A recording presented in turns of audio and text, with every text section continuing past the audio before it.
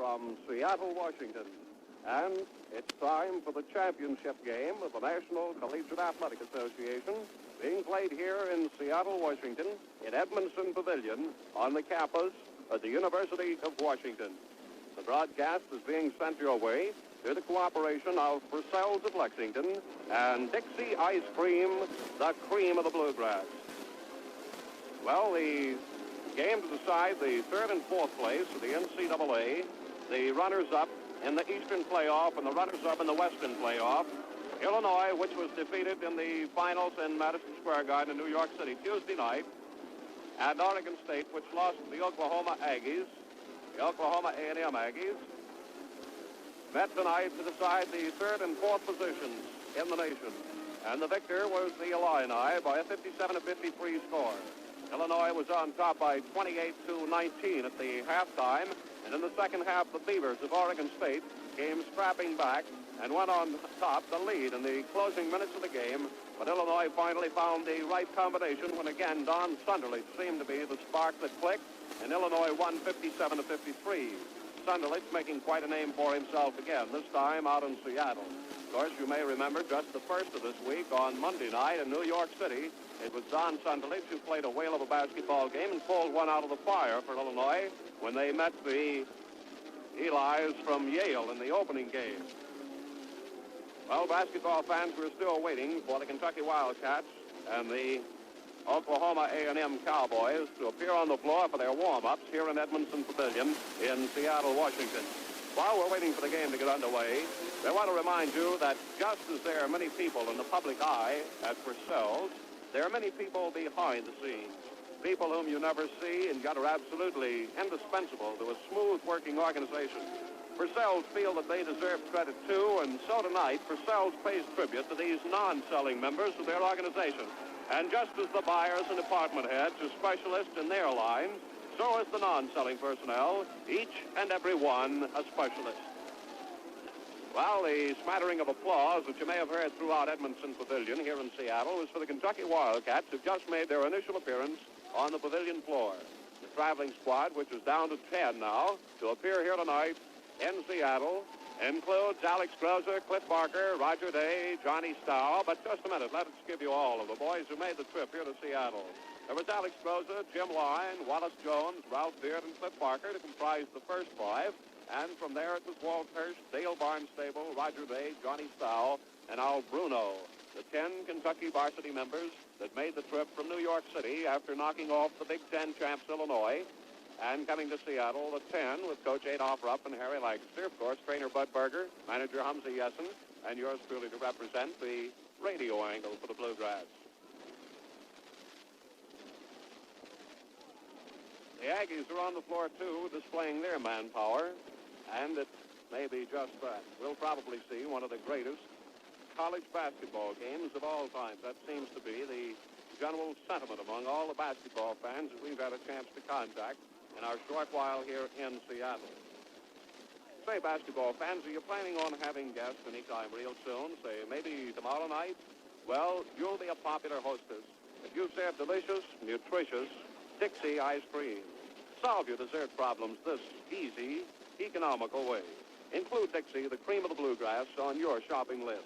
Keep plenty of it in your refrigerator, ready for any and every occasion.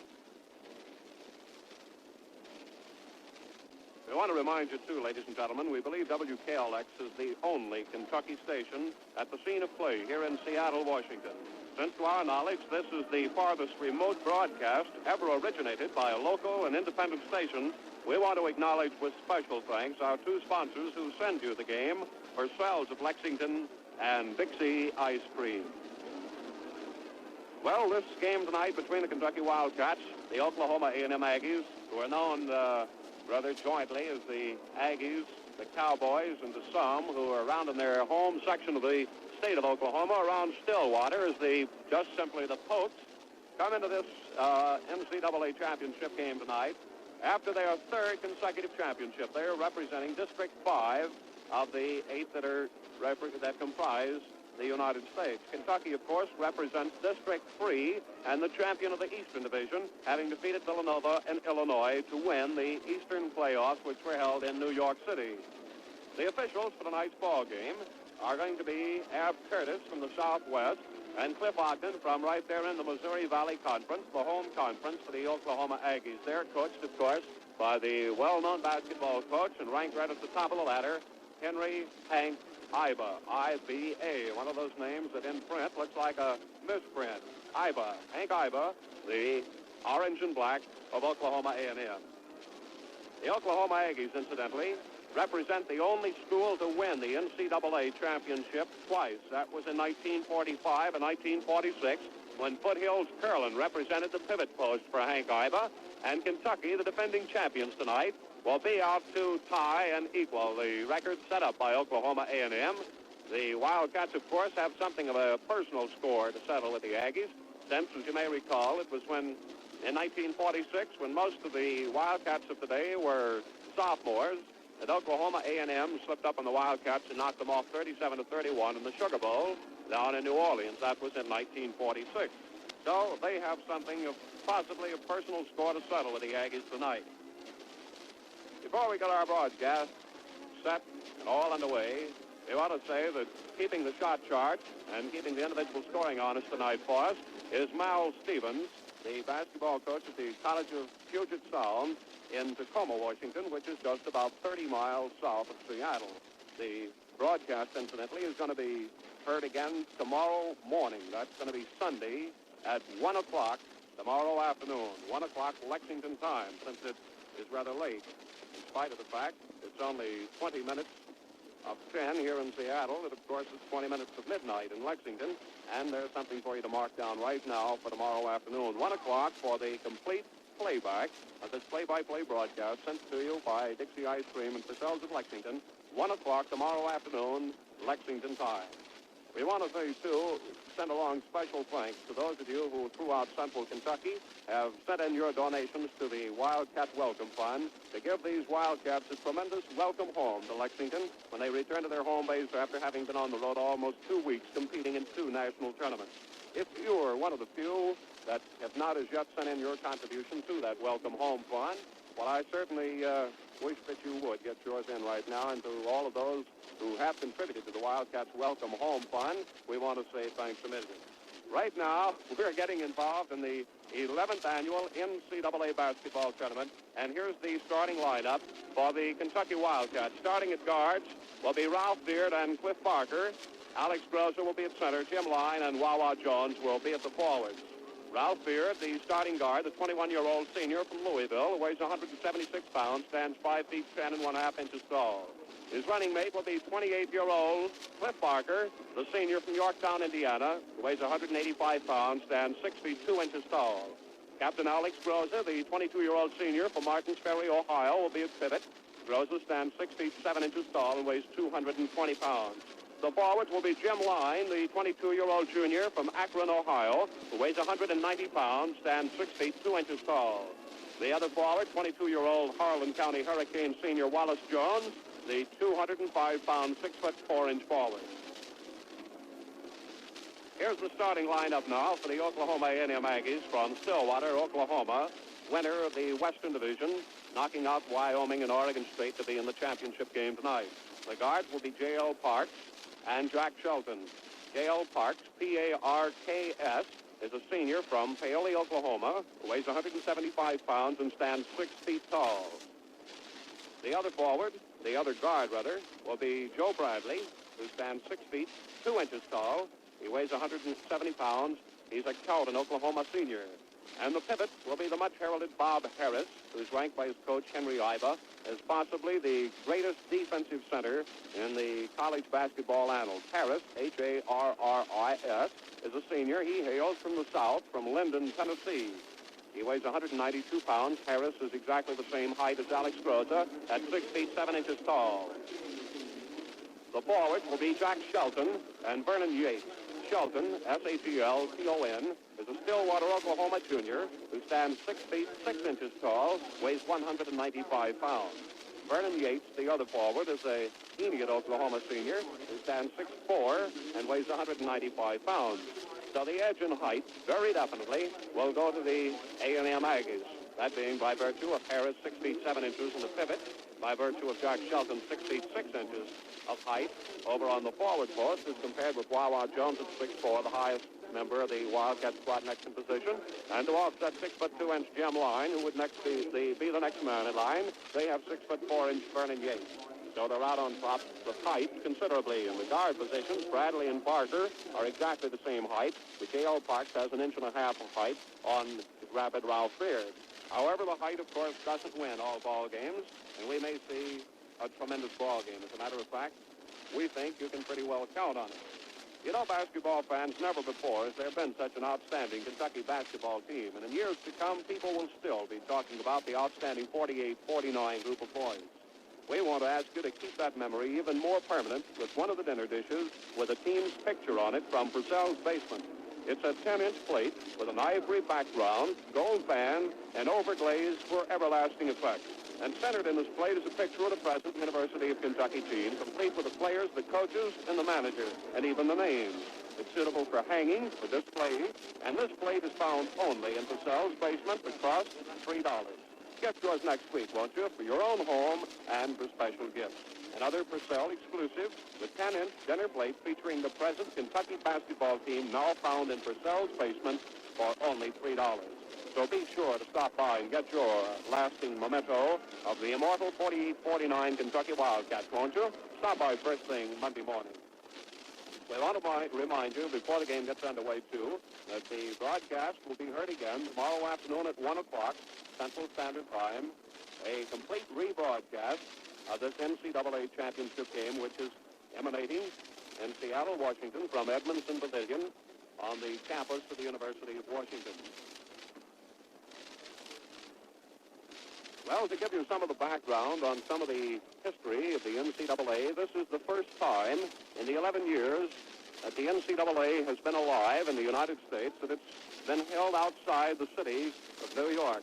And the first college to have the honor of having it on their campus as a college sport is the University of Washington.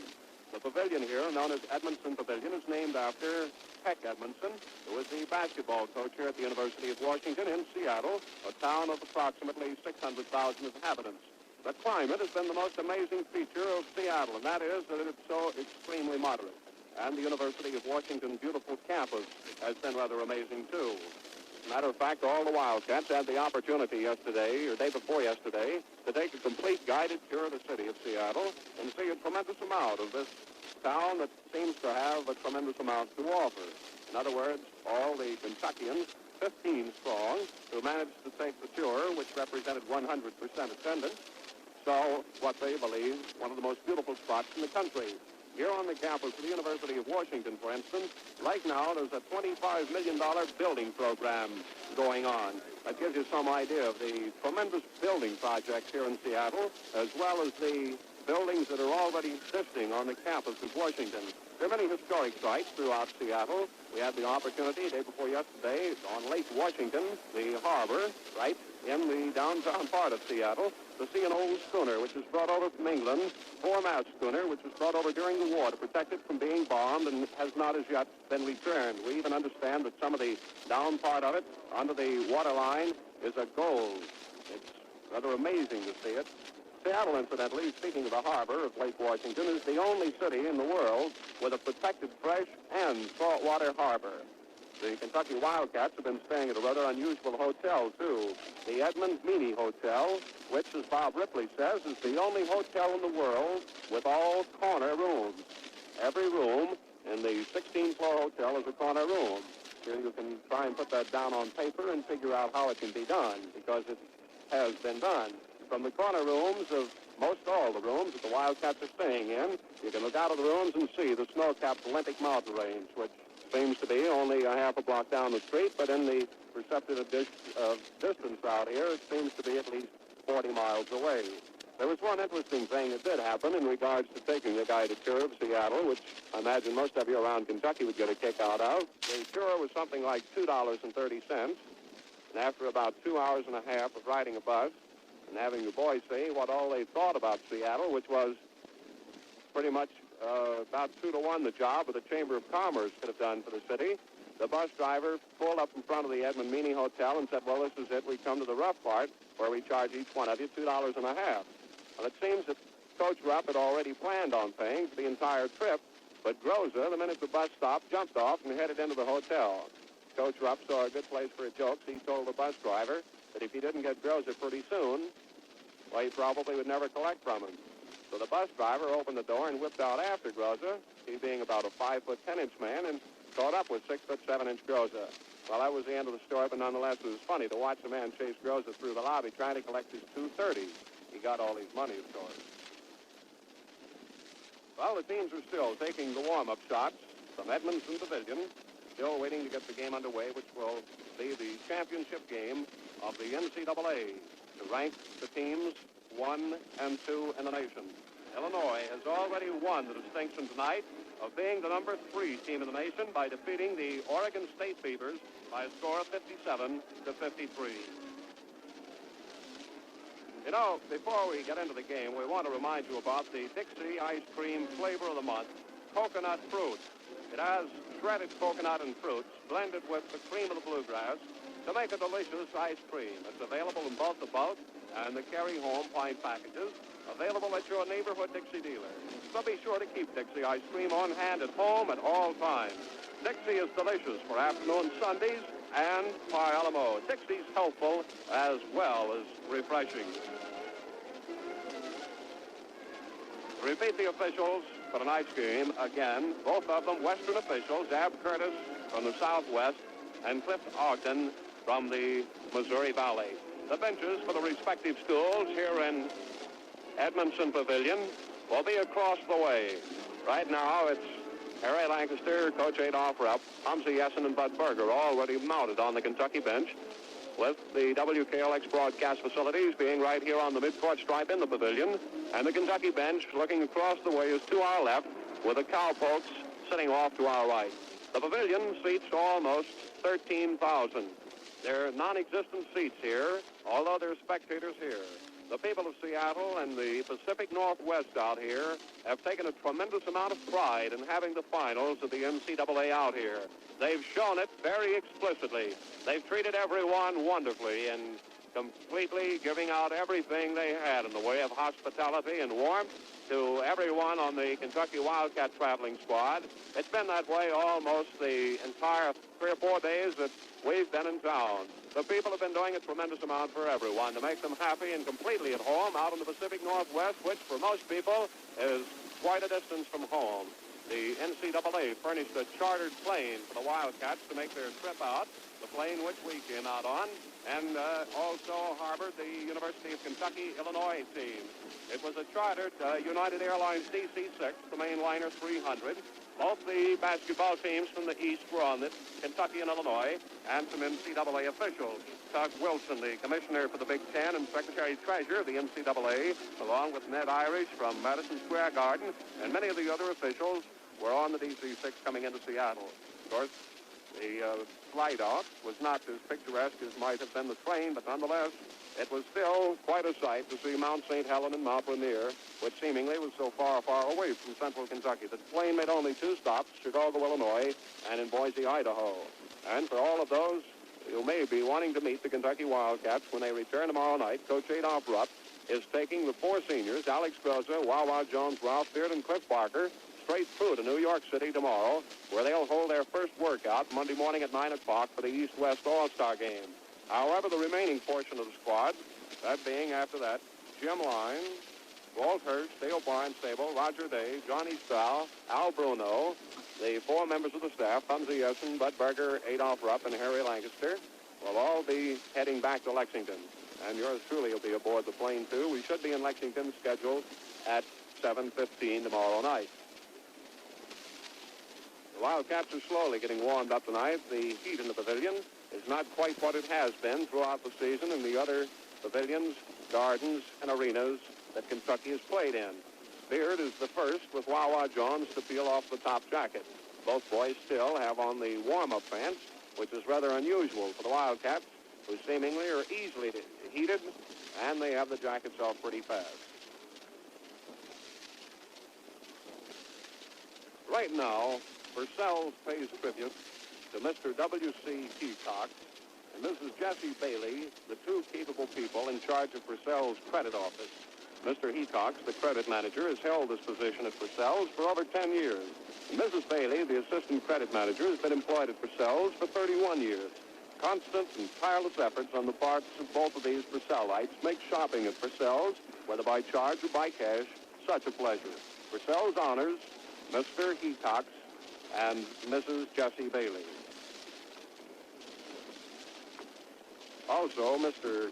Grogan at Purcell's fired a wire along to us to ask us to be sure to remind all the listeners that the Junior Chamber of Commerce testimonial dinner for the Wildcats will be at the Lafayette Hotel this year. It'll be on Monday, April the 11th at 6:30. And tickets are on sale at Purcell's service desk that cost $5 each. Remember, the Junior Chamber of Commerce testimonial dinner at the Lafayette Hotel at 6:30, Monday, April the 11th.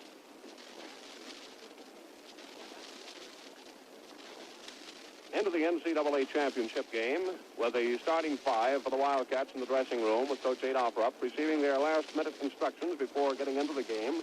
The West has definitely been the major factor in the NCAA. The East, in spite of the fact they've won it for the past 2 years, with Holy Cross winning it in 1947 and Kentucky winning it last year, West still holds the edge over the East by a 6-4 margin. That in spite of the fact the tournament has been played in the East for the first 10 years of its 11-year history. The West has won 6 games, while the East have won only 4. The East, of course, has won it for the past 2 years. The Kentucky Wildcats, if they come out victorious tonight in the game, will be the second team to have won the NCAA championship for the nation twice. The Oklahoma Aggies are the only other team to have won the NCAA championship more than one time. That being in 45 and 46, when big 7-foot Bob Curlin was the pivot man for the Oklahoma A&M Aggies. And it was in 1946 also that the Wildcats lost to the Oklahoma A&M Cowpokes in the Sugar Bowl by the 37-31 score. The only time in the recent history that the two schools have met. So that may account for some of the grudge that the Wildcats may want to be out to avenge tonight, to get back at the A&M Aggies and to get their national title restored. The NCAA champions of 1948. Of course, it was Kentucky who won the NCAA last year, went on to the Olympic trials to win the college bracket, and lose out in the finals to the Phillips Oilers by a 4-point score, 53-49. Of course, there's been a lot of talk as to who is the real champion of the nation, whether it's the NCAA winner or the NIT winner. Kentucky attempted to win both this year and ran into a disastrous Monday afternoon 1 week ago when Loyola upended them by an 11-point margin. It's been 3 times in previous history that the NCAA champion has met the NIT champ for the mythical national championship, and all 3 times the NCAA champion has won out. The first one happened back in 1943 when Wyoming, who won the NCAA, defeated St. John's, who won the NIT. The next year, in 1944, Utah, the winner of the NCAA, defeated St. John's in Madison Square Garden for the mythical championship with the 2 champs of the NCAA and the NIT meeting. And in 1945, the last time that the 2 winners were brought together, Oklahoma A&M defeated DePaul 52-44 to make it 3 consecutive years in a row. And that's the last time that the NIT champ has met the NCAA champ for the mythical title of national champions. The starting 5 for the Kentucky Wildcats, Ralph Beard, Whit Barker, Alex Croza, Jim Line, and Wawa Jones are already on the floor now, still in those warm-up jackets, though, with Washington Pavilion having little or no heat available, and it's an extremely large place. The boys are still staying pretty well wrapped up and not feeling down to the exact playing uniform so far. The Oklahoma A&M Aggies are back on the floor now with the first 5 out taking their warm-up shots. Off to our right and off to our left, the offensive court for the Kentucky Wildcats, with the starting 5 taking their final warm-up shots before the game gets underway. We've already met one Lexington person since we've been in Seattle. Of course, the alumni around Seattle, people from around central Kentucky, who in the past years have moved into this Pacific Northwest region, have made themselves known in a rather scattered sort of way. But the only one person whom we've met from central Kentucky so far, and seems to represent the looting section for the Wildcats, is Mr. Bob Honecker and his mother, who are here in Seattle tonight. Of course, it was quite a different story in New York City, which is much more accessible to Lexington, Kentucky, and central Kentucky. The Wildcats were pretty well represented to the fans. Tonight, it's the other way around. The Kentucky Wildcats take off the warm-up uniforms and are just about ready to go now, wearing the road uniforms of all blue, trimmed in white, with the large white numerals in Kentucky across the front. Oklahoma wearing their white uniforms trimmed in black and gold. They move off to the side. The Wildcats move off on their side, waiting just a moment for the national anthem. Well, right now, the public address system, the announcer is going to introduce individually the member, the NCAA defending champions. Johnny Stow is the first of the Wildcats to be introduced. Roger Day steps out next. Al Bruno, the next member of the Wildcat squad, to take his line. Dale Barnstable introduced. And Walter Hirsch, still waiting on the bench, receives his introduction and marches out. And now the introduction for the starting five. The introduction for the old lefty of the squad, Jim Lloyd. Ralph Beard's introduction, and he gets a nice hand. The old ball hawk and magician, Cliff Walker, out along the foul line in Kentucky offensive court.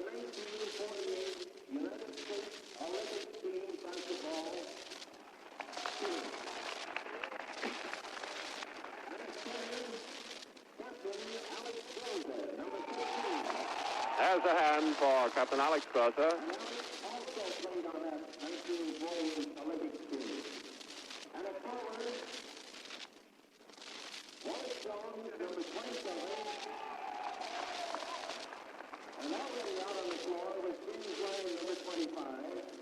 There's the first five members of the Kentucky Wildcats. The public address announcer has told the 13,000 people here in Edmonton Pavilion in Seattle, Washington, that Ralph Beard, Cliff Barker, Alex Croza, and Wawa Jones were members of the Olympic team. Coach Adolph Rupp receives a tremendous hand here in Seattle as he takes his place alongside the Kentucky Wildcats. And now the spotlight switches off to our left for the introduction to the Cowpokes from Stillwater, Oklahoma, representing the Western Division of the NCAA by virtue of their wins over Wyoming and Oregon State. In the first game here tonight, Illinois of the East won the third place over Oregon State. The final score was Illinois 57, Oregon State 53. A close, hard-fought game with Illinois cinching the game in the final 17 seconds of play.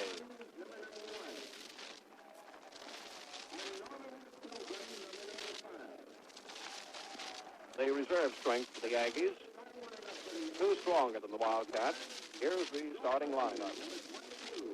Joe Bradley, the 6'2" senior from Cowden, Oklahoma, takes his position with J.O. Parks of the Aggies, the starting guard.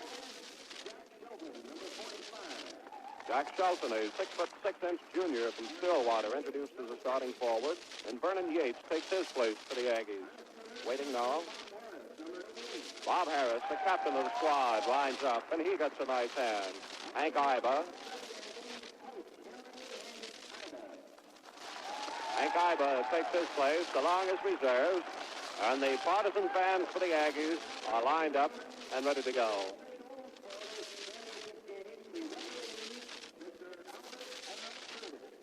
Here's the introduction to the officials. Ab Curtis introduced. And Cliff Ogden of the Missouri Valley Conference is introduced. Both of them Western officials. There's the warning horn from across the way now.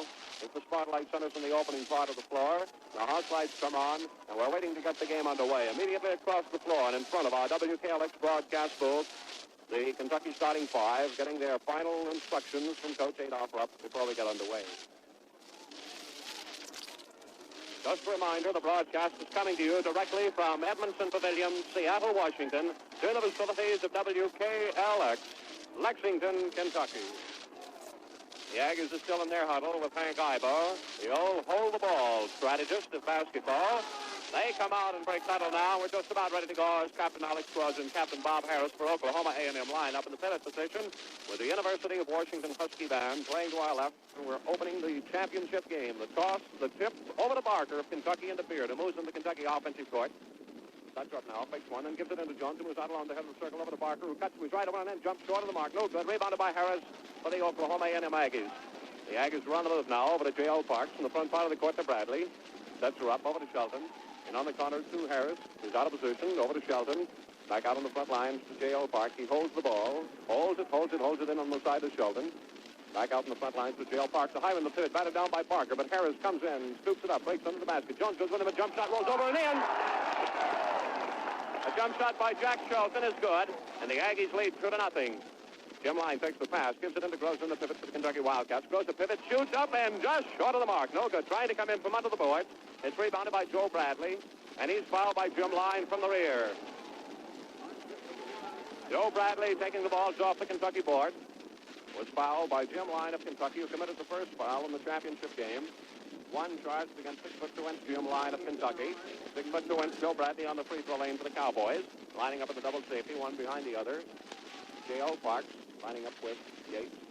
The free throw is up and in. Drops through for Joe Bradley. The Aggies lead Kentucky 3-0. Barker over to Jones in the front part of the court, who blasts down, shoots one, no good as he blasts in under the basket. Taken right on the end line by Jack Shelton.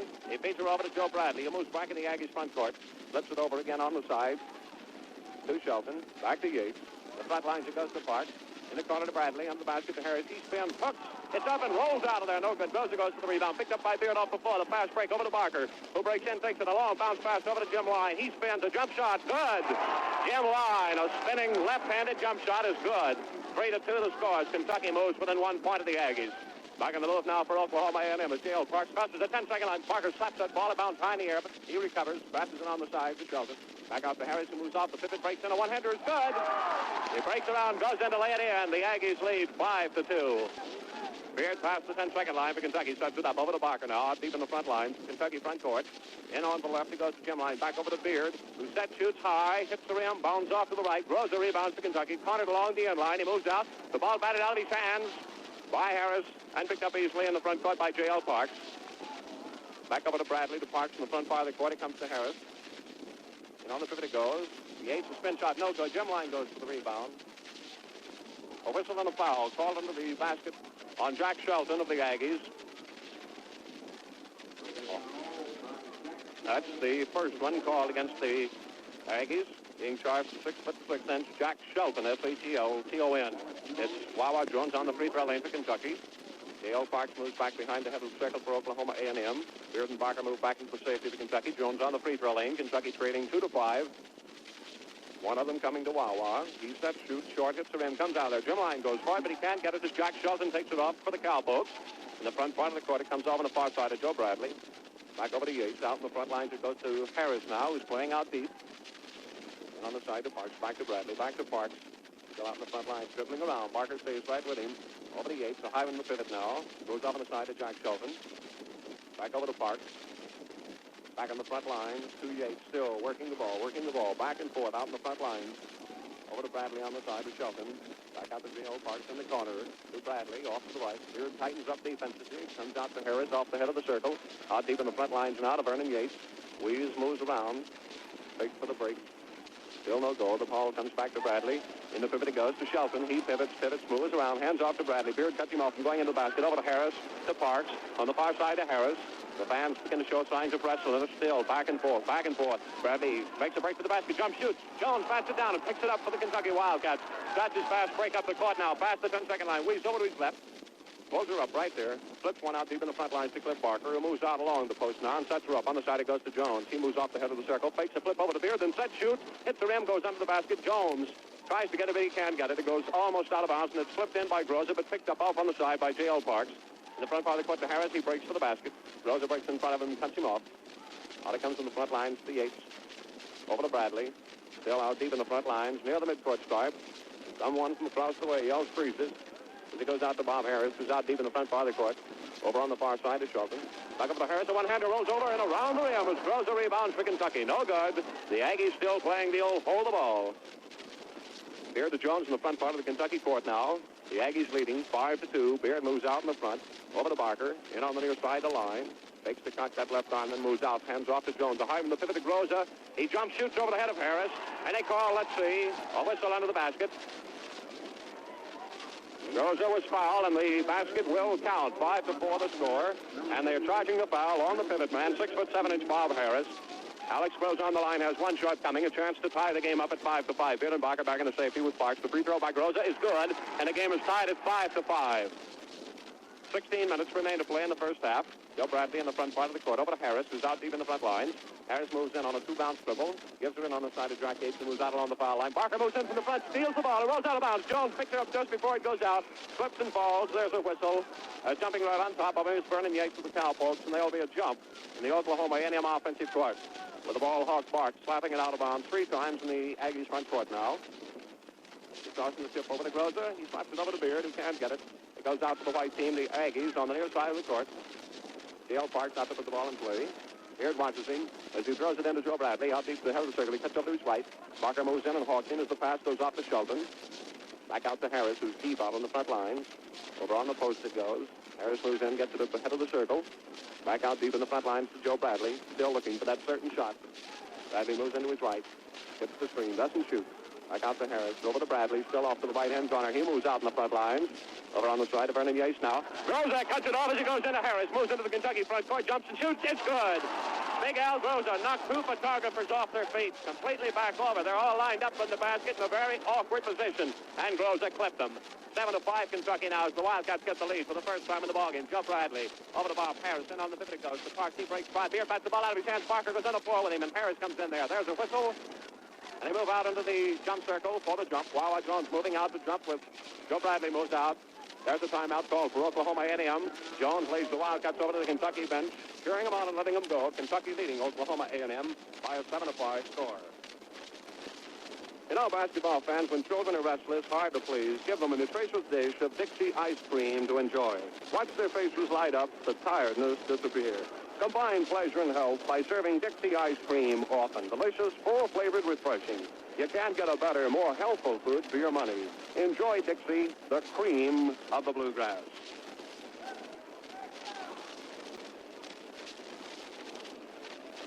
You know, ladies and gentlemen, we believe that WKLX is the only Kentucky station at the scene of play in Seattle.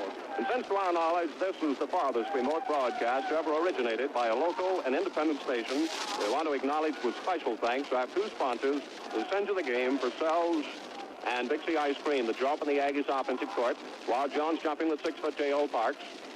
Curtis out for the toss. The boys line up along the line, jockeying for positions. 14.5 minutes to play. Kentucky on top by 2 points at a 7-5 score. There's the toss and the tip. Harris taps her out. Jones goes for it. Groza takes it in under the Aggies basket for the Wildcats. Flips her up to Barker near the midcourt stripe. He crosses the 10-second line with it. Moves into the guard post as Kentucky sets it up. In on the side, he goes to Jim Line. He moves off, hands off to Beard at the head of the circle. Beard sets, shoots high, hits the rim, comes out of there. Beard races into the corner with Jones to get it. Groza goes on the floor after it, and he goes out of bounds. Bradley out to put it in play for the Aggies, but it goes out to Kentucky off the side of the court.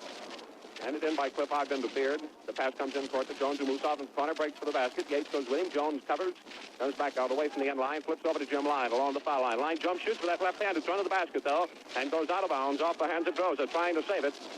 It's out to the Aggies. The pass comes in on the side of Yates. Up near the midcourt stripe, Parks brings it in the front lines over to Harris. He breaks for the basket. Groza stands right there with him. The pass goes up on the side to Yates. Back over it goes to Shelton. Over in the corner again to Yates. A one-hander is no good. Groza goes up. Jones gets it off for Kentucky. As he tries to flip it out, it's batted down by Yates. Fed over again on the side, no good. And he shoots, it's no good by Harris. Groza rebounds to Kentucky over to Barker. Kentucky leading Oklahoma A&M 7-5 in the corner to Jones. He sets, shoots high, hits the rim, bounds high in the air, no good. Jim Line goes for it, and Harris is right there with him to take it too. Both boys come off the boards with it simultaneously. A jump in the Wildcats' offensive court. Ab Curtis out for the toss. Line goes up with it. Harris goes up with it. Batted high in the air. Once, twice goes on the floor. Yates picks it up for the Aggies. And Oklahoma A&M's back in the move now. Back on the near side of the court to J.O. Parks, who moves it over on the front line. Fakes it to his right. Gives her over to Harris. Harris still out deep in the front line. Again to Bradley, who cuts to his left. Barker tightening up on the defense, and it goes to pivot to Harris, who moves out along the foul line. Hands off to Parks. He goes in. Groza moves with him. There's a whistle as he shoots. Foul on the basket as Groza moves in, and they call Groza for pushing. They call Groza for pushing. That's the first one on Alex Groza of Kentucky. Number 44, J.L. Parks on the free throw lane, moving back into the safety. 6'4" Vernon Yates. Joe Bradley playing just off the head of the circle, right in back of shooting mate J.L. Parks. Parks eyes the mark. Splits her up 15. 7-6 the score. The Aggies within 1 point of Kentucky now. Barker in the front part of the court sets her up as Jones takes his pivot post over to Beard the line. Line moves out, flips her out to Barker in the front lines, who slows her down, starts his play again. Back in the line, who cocks that left arm on the side, shoots, hits the inbound, tiny or no good. Jones taps it up once, twice, no good. Yates comes off with it, tries to swing it clear under the basket, think it's out of his hands and out of bounds. Goes out to Kentucky. Jones out to put the ball in play. Barker moves in, calls his play, bounds the ball. Out on the floor, flips one, out deep, off on the side to Beard, back to Groza. In the pivot to Jim line, he moves around, jumps to that left-hander, hits the rim, spins in and out, though, unrebounded off on the side by Yates. Over to Bob Harris. 7-6, Kentucky leading. 12 minutes and 15 seconds in the first half. On the near side of the court, the Vernon Yates. He's cut off by line. Over to Shelton, to Bob Harris, who cuts off to his left with Groza hawking him. The ball comes out in the front part of the court to Bradley. Back in the pivot to Harris. Throws the ball right to the head of the circle, hands on the side. Takes it by Park. The one-hander rolls in and out, no good, and Groza takes it off for Kentucky. Groza rebounds for the Wildcats under the Aggies basket as the shot by Parks is no good, driving under. Kentucky still on top at 7-6. Barker in the front part of the court, flips over to Beard, who cuts to his left, and a one-hander hits in there. Good, a beauty one-hander by Beard. Sends Kentucky ahead, 9-6. There's a whistle and a foul called on the play. Going to be one shot coming to Beard, and they call the foul on J.L. Parks, the 6-foot senior from Paoli, Oklahoma, who tried to break in with Beard as he made his fast stab at the basket. Here there's one free throw coming. The eye shoots good. Kentucky 10, Oklahoma A&M 6 for the longest lead of the game for either team. 11 minutes and 45 seconds to play. In the front part of the court, it comes off on the side of Yates. He pivots around. Shelton takes the pass. Back out on the front lines to Vernon Yates. He moves over to his left now. Swings around with Jim Line chasing, and he gives it over to Parks. Parks out along the head of the circle. Yates breaks for the basket. One-handed by Parks is good. A beauty. A beautiful executed play between Shelton and Parks. Kentucky back in the move now. Line in the front part of the court. Takes it from Beard. Fakes one of the Pipkins. Flips her in there to Groza, who hooks up and comes out of there. No good, and rebounded by Harris. Kentucky leading 10-8. 11 minutes and 15 seconds remain in the first half. The Aggies back in the attack now and still playing the slow, deliberate possession ball. And on the side of the back side, he moves over. Wallace Jones covers up. Beard tries to cut it off to Parks in the front part of the court. He moves over to his right. The screen goes up to Shelton. He doesn't shoot. Over to Harris. He moves around in the screen. Fakes the jump shot. Then flips it out in the front part of the court to Bradley. Rolls the ball off in his hip. He slows the play down just a bit. Moves out to Parks. In on the pivot it goes. Still way off the post to Harris. He gives it to Shelton. Screen for him. Shelton breaks in. Goes back the ball on the floor. Picked up by Parks. Parks got off the head of the circle. Dribbles over to his right. Slowly holding the ball. Faking the pass out in the front line. Beard stabs at it, connects with it, but doesn't knock it to the floor. Taken by Harris. He flips her out near the mid-court stripe on the side of Joe Bradley. He moves over to his right to Shelton. Back over to Yates. Still out deep in the front lines as Shelton breaks for the basket. The ball goes in on the pivot right on the line to Harris. Back over to Parks. He's still off the head of the circle, holding the ball. Far on the side, it goes to Bradley now. In there, Jim Line cuts it off as he goes into the pivot and sends it for Harris. He moves right in front with Groza from the rear and took it away from him. Over to Barker to Beard in the front part of the Kentucky court. Kentucky in possession now with 10 minutes and 15 seconds and a half. Over to Barker to the right. To Jones, who moves out along the head of the circle. Breaks in the ball, batted out. His hands rolls on the floor. Jim Line, Beard both will go for it. Picked up by Parks. Over to Bradley. He's open. Barker races. Bats the ball out of his hands on a beautiful block. They're going to call Barker for fouling, though. He slapped the ball into his stomach.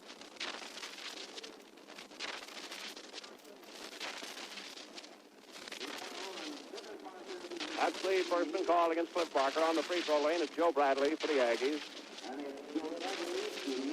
Out of the ball game is Vernon Yates.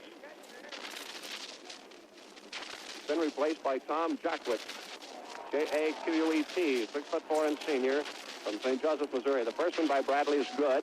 Kentucky's lead whittled to 1 point at 10-9. Another shot coming to Bradley with a chance to tie the ball game up. He eyes shoots, hits the back of the rim, comes out, Groza, tips her over to Barker, who starts the fast break. Over to Jim Line, he moves off the head of the circle, whips over to Beard, and it goes out of bounds, out on the side. His arm is tracked across the wrist by Harris. Pass comes in the front part of the court from Jackwet to Harris. He's off to the right. Kentucky leading 10-9. Out deep in the front lines, it comes to Joe Bradley. Over to the side to Jackwet. It moves out. A blonde-headed boy standing 6'4". Still out deep in the front lines, it goes to Harris. He moves into the head of the circle. No shot. The pass over the side of Jack Shelton. He can't get over there. Over to Bradley.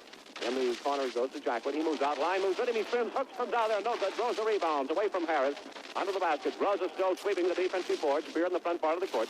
Sets her up for Kentucky with the Wildcats leading 10-9. 9.5 minutes remain in the game.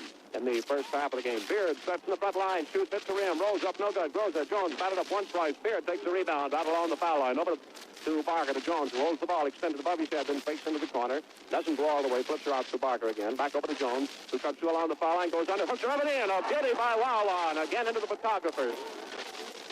Seemingly they would move the photographers, but so far not yet. 12-9 Kentucky. Bringing the front part of the court is Tom Jackett. Goes into the right corner, Jim Line pulls him up out to Harris. Back over to Jackett, who takes the one-hander, breaks towards the in-line. Back out to Bradley, over to Harris on the line. Breaking by.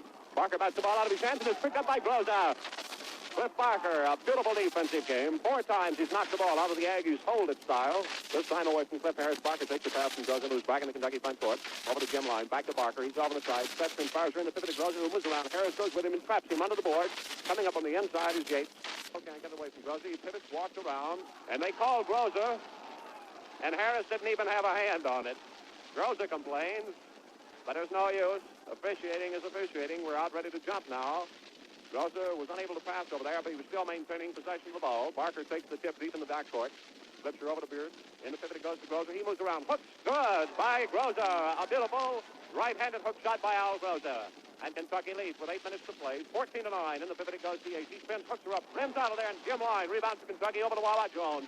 Jones blasts up past the 10-second line. Moves away from Jackman, moves in, flips behind his back, but it's cut down from going into Groza on the side by J.L. Parks, who moves in the front part of the court, hits the ball with his foot, and it goes out of bounds. It'll go out to Kentucky over the end line. The bounce pass comes in from Beard to Barker. There's a whistle, and a foul is called by the Oklahoma A&M Aggies, who've fallen off the pace now at 14-9 behind the Kentucky Wildcats.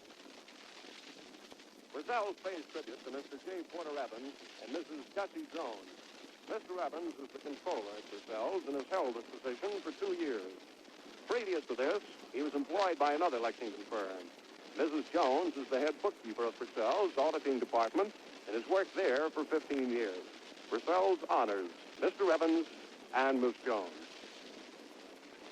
We want to remind you, too, about the exclusive in Brazell's basement, and that's the 10-inch dinner plate with the ivory background and the gold band and a picture of the Kentucky Wildcats 48-49 basketball team overglazed for permanency. Sold exclusively in Lexington at Brazell's for only $3. So be sure to stop by to get your lasting memento of the Kentucky Wildcats. First playing Monday morning.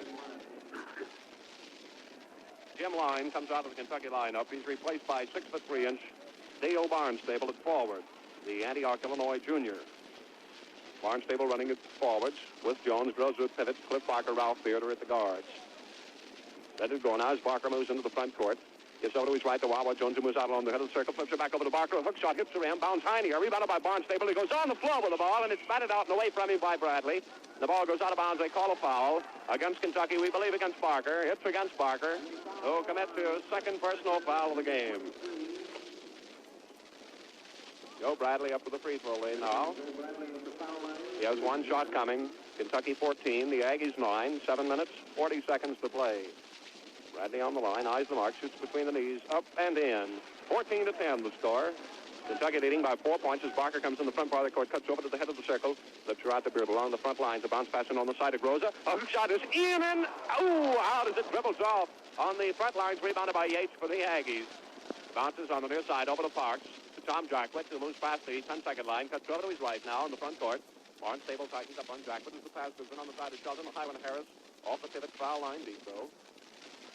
Holds the ball, holds it over on the side of Bradley now, moves out deep in the front line, over to Jackwett, cutting to his left, then to Harris, off the head of the circle. He moves into the head of the circle, gives it to Park, he cuts to his left, over to Jackwett again, he cuts to his left, jump shoots the one-hander that hits the rim, comes out and Groza makes a beautiful rebound, but he's hit from the front and drops the ball, picked up on the side by Parks out to Bradley in the front line, then to Harris, and they call Groza from the rear.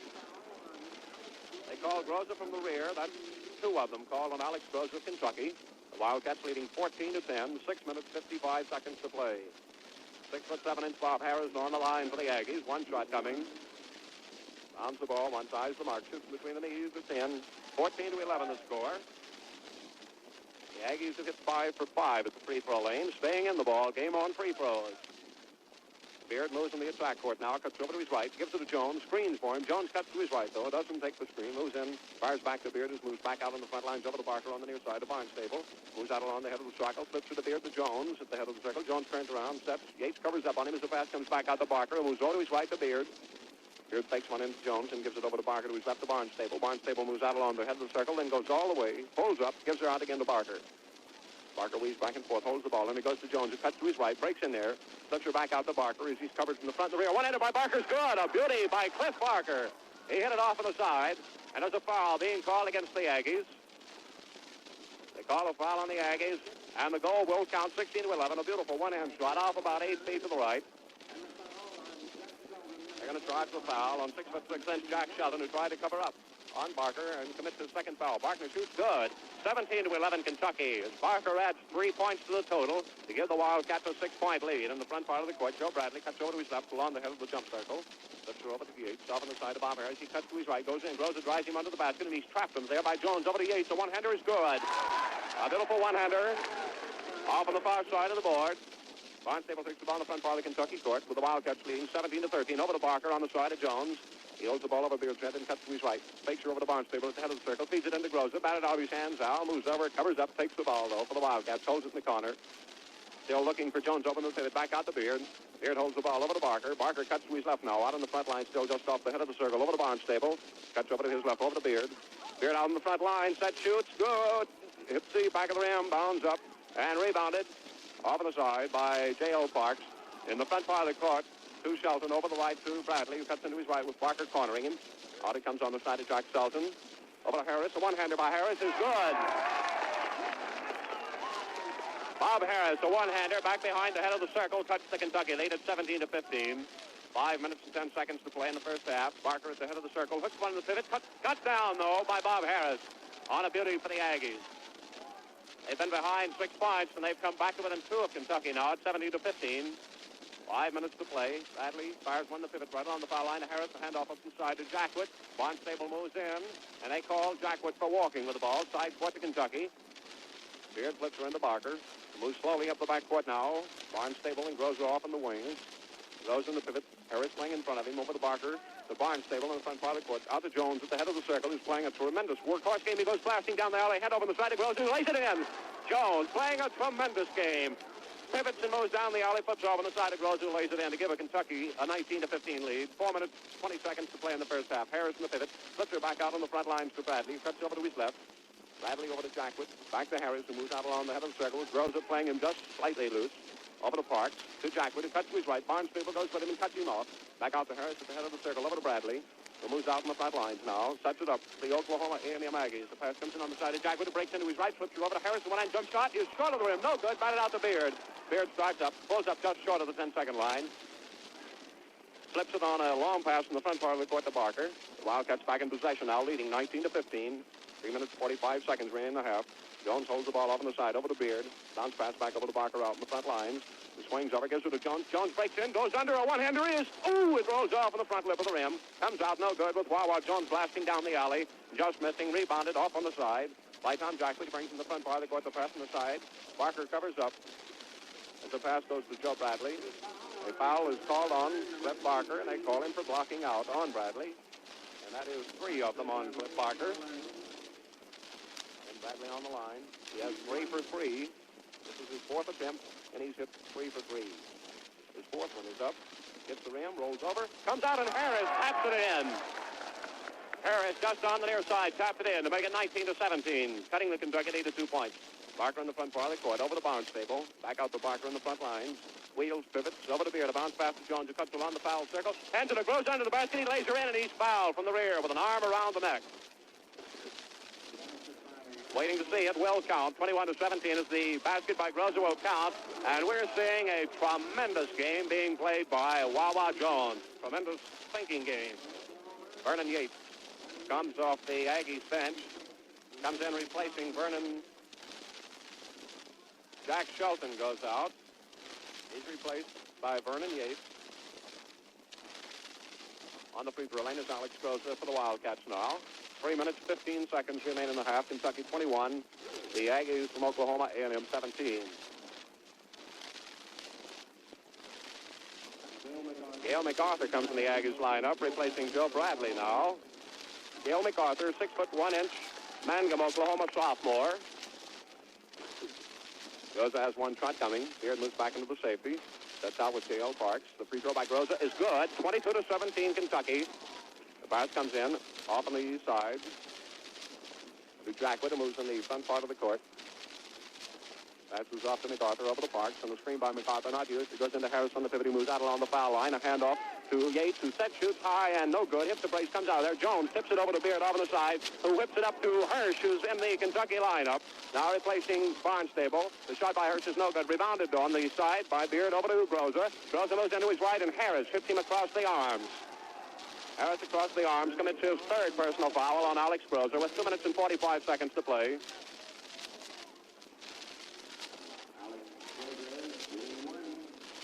Hirsch has replaced Cliff Parker in the Kentucky lineup. The free throw by Groza hits the rim, comes out, but rebounded by Barnstable. He moves over to his right, flips her over to Groza, who whips off on the side to Hirsch up near the foul line. He gives it to Beard, and a one-hander by Beard hits the rim, comes out of there, no good. A fighting scramble for the ball. Groza springs, hits, it's good. Big Al Groza coming out from under the basket with her, whips her in there. Kentucky leads 24-17 over Oklahoma A&M with 2.5 minutes remaining in the first half. Jackwood over on the near side to MacArthur in the front court, who cuts to his right. Bradley fakes a break for the basket, but the pass goes in on the side to Bob Harris, and a foul is called under the A&M basket on Dale Barnstable of Kentucky. Committed against Gail MacArthur. That's the first one against Barnstable. 24-17 Kentucky.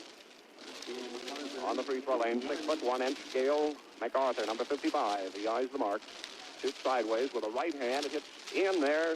Good, 24-18. The Aggies don't miss on the free throw lane. Beard in the front part of the court, over in the corner to Hirsch, who moves out. Flips one in the pivot to Groza. Catches him just a bit off guard, and is picked up off on the side by Vernon Yates. Over to MacArthur, and the Aggies are in possession of Harris back in the front lines. Yates cuts, moves over to his right.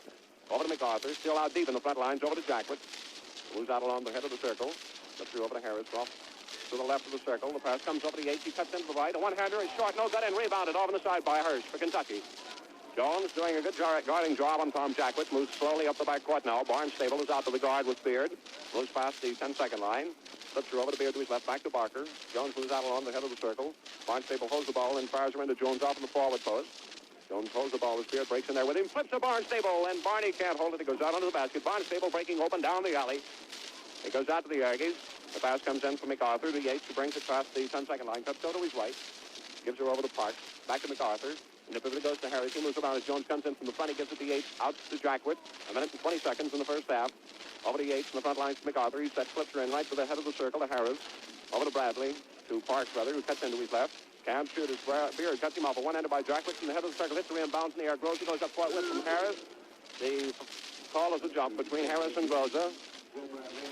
Here comes Joe Bradley back into the ball game. MacArthur goes out. Joe Bradley, 6'2" senior from Cowden, Oklahoma, back in the lineup to jump in the Aggies front court between the two captains and the two centers. The tip goes to Hirsch of Kentucky. He flips her over to Barnstable, who's holding the backcourt. Over to Beard now. 24-18, Kentucky leading the Oklahoma A&M Aggies. Beard right off the head of the circle, hands her over to Barnstable, who cuts to his left, gives it to Hirsch, who fakes a break for the basket and flips her back out on the front lines to Beard, who sets with the ball momentarily. 1 minute to play in the first half. Beard cuts over to his left, flips her over to Hirsch, who moves out along the head of the circle, gives it to Barnstable, who cuts to his right, flips over on the side of Beard, who holds the ball and fakes a break into his right, moves out of there, flips back out to Barnstable on the front line, who cuts over to his left, pivots, gives right back to Beard to the right, back over on the side of Barnstable. He flips her into Jones. Jones cuts out along the head of the circle, flips in the pivot to Groza, who moves around Harris. He's caught it under the backboard, and he tries to shoot, but Yates moves in from the front. They're calling Yates and Harris. The foul is going to be charged against Bob Harris from the rear. Harris was trying to cover Groza from the rear when his teammate, Vernon Yates, slipped in from the front. That is 4 personals now against Bob Harris. Rated by his coach as one of the greatest defensive centers in college basketball. 25-18 as Groza connects with the free throw lane. Kentucky leading with only 30 seconds to play. In on the side it goes to J.L. Parks. He cuts over to his right. One-hander is good. Parks plays a one-hander in. And now the Kentucky lead at 25-20, along with the front part of the court to Groza. The moves into his right, breaks in under the basket. Harris corners him, leans back in and can't quite make it. Harris gets the rebound. Hirsch and Groza both move in and try him up. They're calling a foul under the jump ball, rather. Groza jumping with Harris. Only 5 seconds to play in the first half. Hirsch tips her out to Beard. Back over to Hirsch. Hirsch flips a one-hander. He tips the board, comes off on the near side. Rebounded by Bradley. He flips up to Parks from the half end. Bradley holding the ball right at the midcourt stripe. for Oklahoma A&M, and the halftime score, 25-20, with the Kentucky Wildcats out on top by a 5-point margin. Kentucky leading 25-20. Here at halftime. We'll be back in just a moment with individual scoring honors. Right now, ladies and gentlemen, we believe WKLX is the only Kentucky station at the scene of play here in Seattle, Washington, Edmondson Pavilion. And since to our knowledge, this is the farthest broadcast ever originated by a local and independent station, we want to acknowledge with special thanks our two sponsors who send you the game, Purcell's and Dixie Ice Cream, through the facilities of WKLX, Lexington, Kentucky. You know, right now, Purcell's pays tribute to Mr. Hope Wiedemann, Jr., another member of Purcell's staff of managers. Mr. Wiedemann, who has been with Purcell's for a year and a half, is the superintendent of the store in charge of personnel and supplies. Previous to this, Mr. Wiedemann worked 4 years in Piqua, Ohio, with the Wood, Shovel, and Tool Company. Purcell salutes Mr. Hope Wiedemann, Jr. Well, basketball fans, this is the national championship game of the National Collegiate Athletic Association to settle the national championship of these United States. In the opening game this afternoon between the East and the West, Illinois won third place by a 4-point margin over the Beavers of Oregon State, 57-53. Well, right about this time, which is just about 12:30 back in Lexington, it reminds us that this is just about a swell time for Dixie Ice Cream. And here's a stimulating idea for about any hour of the day or night with Dixie Ice Cream. Serve the perfect dessert with Dixie Ice Cream that's available in a variety of delicious flavors. Your family will appreciate your thoughtfulness when you add Dixie Ice Cream to your shopping list. Precious vitamin A, riboflavin, proteins, calcium, and other essential minerals are in nutritious Dixie Ice Cream. Build your family's health by serving it often. Remember, there's a Dixie dealer near you. The ceremonies here at halftime will be the individual presentation of mementos of the consolation game to members of the Oregon State and the Illinois squad. Commissioner of the Big Ten and Secretary-Treasurer of the NCAA is Tug Wilson. While they're making the presentation to third place Illinois in the NCAA and fourth place Oregon State, here's the individual scoring honors for the first half of the game. The big gun for both teams has been Alex Groza with a total of 15 points of his teammates' 25. Groza has his 15 points on 6 field goals and 3 out of 4 at the free throw lane. 15 points for Captain Alex Groza at halftime, 6 field goals, 3 for 4 at the free throw lane. Second place honors for Kentucky, jointly held by Ralph Beard and Cliff Barker, the two guards, with 3 points. Beard has 1 for 1 at the free throw lane and 1 field goal, and the same for Cliff Barker, the old ball hawk and magician, who has 1 field goal and 1 for 1 on the free throw lane. Wallace Jones has missed his only free throw attempt, but has added 2 points, and Jim Line has added 2 points to round out the score of Kentucky at 25 points in the first 20 minutes of play against the old possession ball club, as they say, hold the ball, IBA. For the IBA hold the ball players, Bob Harris, the other pivot man and captain of the Cowpokes, is high point man with 7 points. He has 3 field goals off Groza and 1 for 1 on the free throw lane. Second place honors for the Aggies go to J.L. Parks, the 6-foot guard, who has 5 points on 2 field goals, 1 for 1 at the free throw lane. And third place honors for the Aggies belong to Joe Bradley, the other guard, at 6 feet 2 inches tall. He has 3 points, all of them at the free throw lane. 3 out of 5 for Joe Bradley. The other scoring for Oklahoma A&M has been Vernon Yates with 2 points on 1 field goal, Jack Shelton with a field goal on a free throw, and Gil MacArthur, the substitute guard, 1 point, 1 for 1 at the free throw lane to round out a total of 20 points for the Aggies from Stillwater, Oklahoma. The halftime score, the Kentucky Wildcats 25, Oklahoma A&M 20.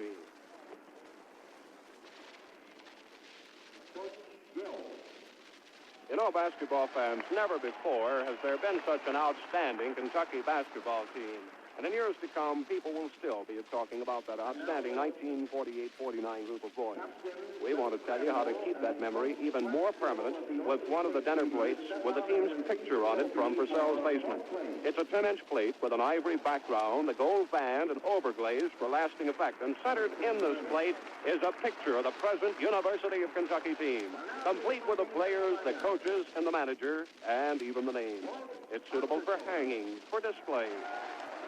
This plate is found only in Purcell's basement. The cost, just $3. Get yours first thing Monday, won't you? For your own home and for special gifts. It's another Purcell exclusive.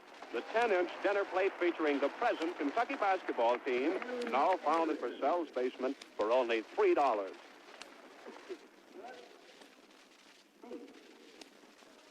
Here at halftime, the score is Kentucky 25 and Oklahoma A&M 20. And for our last member of the Wildcat basketball squad that will be leaving us this year by graduation, we want to take you behind the scenes in the life of Cliff Barker. Cliff is known to his teammates as Bart. He's a wizard with a basketball, whether on the court or just holding it for the field. Cliff is considerably older than any other member of the squad. Bart is 28 years old. That in itself tells a great deal about the Yorktown, Indiana product. Cliff was a member of the Army Air Force during the war, and he saw a great deal of service. He was a prisoner of the war for 16 months when he was shot down over Germany. It's interesting to talk with Bart about his experience, although he relates them much the same as any other veteran. But all the time he's talking, you find yourself thinking, how could this guy possibly get out of all that and then come home and play 3 years of championship basketball on the greatest team in the history of the sport? Barker is a man. He's a great competitor and one of the finest passers in basketball that we've ever seen. Bart will tell you that sometimes a sergeant, a prisoner of the Germans, will get a little hungry. He was in none too good physical condition when he returned to the States. Barker was one of 4 that lived when his B-24 was shot down over the target. Barker bailed out, and from that time on, he had rather rough going. But he bounced back from it all to make one of the top players in a sport that's known for its demand on energy. Cliff Barker, though, was much the same in his high school athletics. He was quite a baseball player and had quite a name for his ability as a pitcher. A few weeks ago, we were talking with Cliff and his charming wife, Meredith. It was Meredith, though, that told me the story that climaxed Bart's high school baseball career. There are 2 high schools around Yorktown, Indiana, and there's quite a baseball rivalry between the two.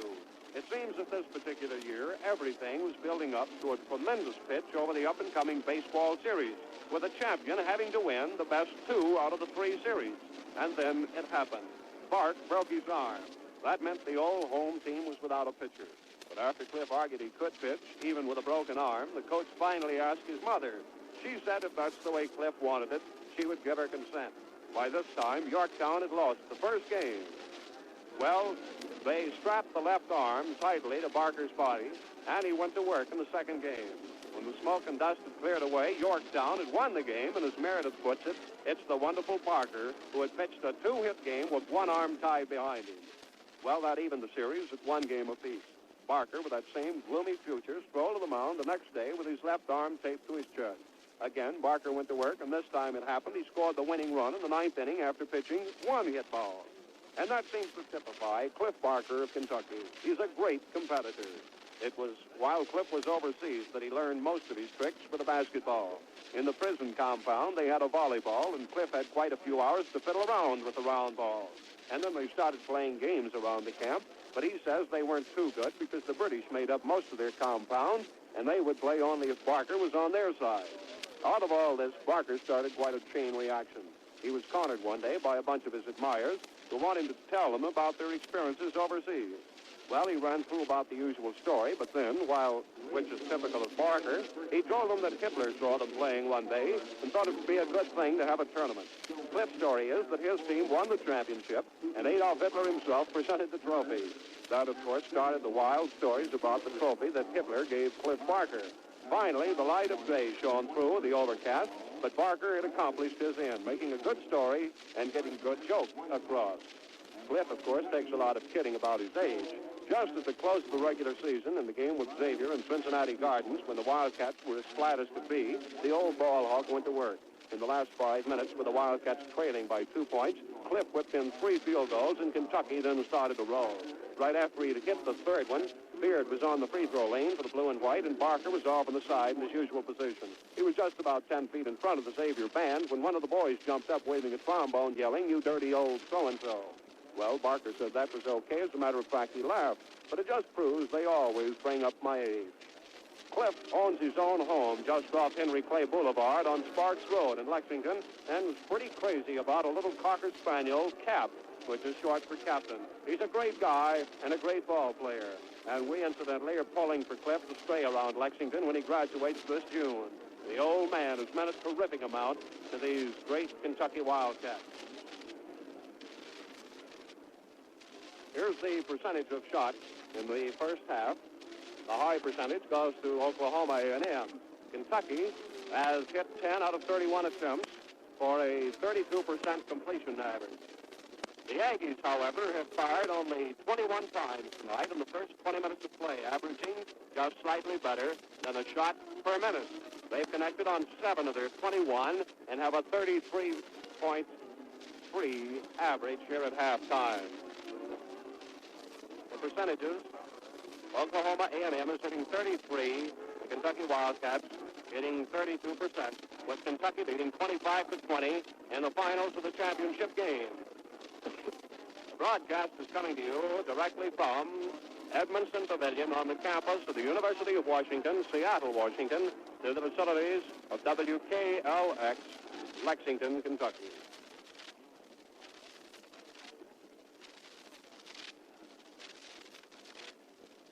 Well, you know, naturally, you watch your youngsters' teeth for signs of decay. As an aid to firm, healthy teeth, give them Dixie ice cream often. This nutritious dairy food contains generous quantities of calcium, which is essential for strong bones and teeth. Serve Dixie ice cream. It's a favorite with young and old alike. It's the cream of the bluegrass. And don't forget Dixie Brick ice cream. Dixie Brick ice cream is already sliced. There are 16 slices to the half-gallon carton. Each slice is individually wrapped in Dixie stamped parchment paper and ready to serve. Dixie Brick ice cream is ideal for parties and ideal for clubs and dinners, too. Dixie also has brick ice cream in the solid vanilla slice and the 3-layer combination slice of vanilla, chocolate, and strawberry. So remember to stop by your neighborhood Dixie dealer. There's a Dixie dealer in your neighborhood. Basketball fans, we want to remind you, too, since it's getting rather late at this hour, Sunday morning, that the broadcast will be heard again, complete, the NCAA Finals from Seattle, Washington, tomorrow afternoon at 1 o'clock Central Standard Time.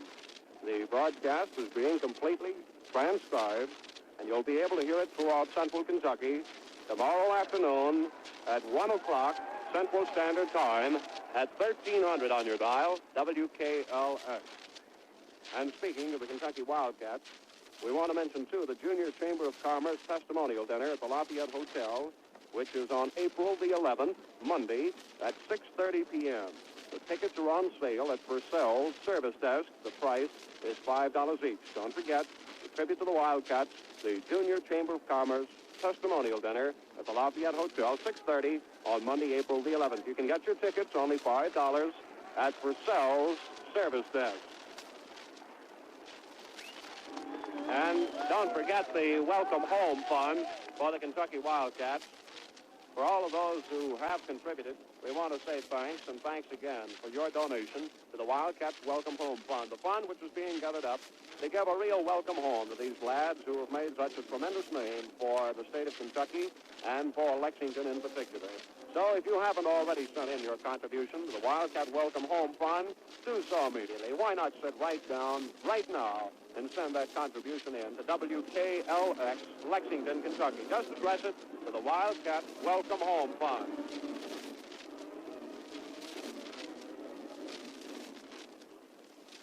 Purcell's pays tribute to Mr. I.L. Vonderhyde and Mr. Paul Freeman. Say, here's a man we want to talk with. Mr. Wilkie, how are you doing tonight?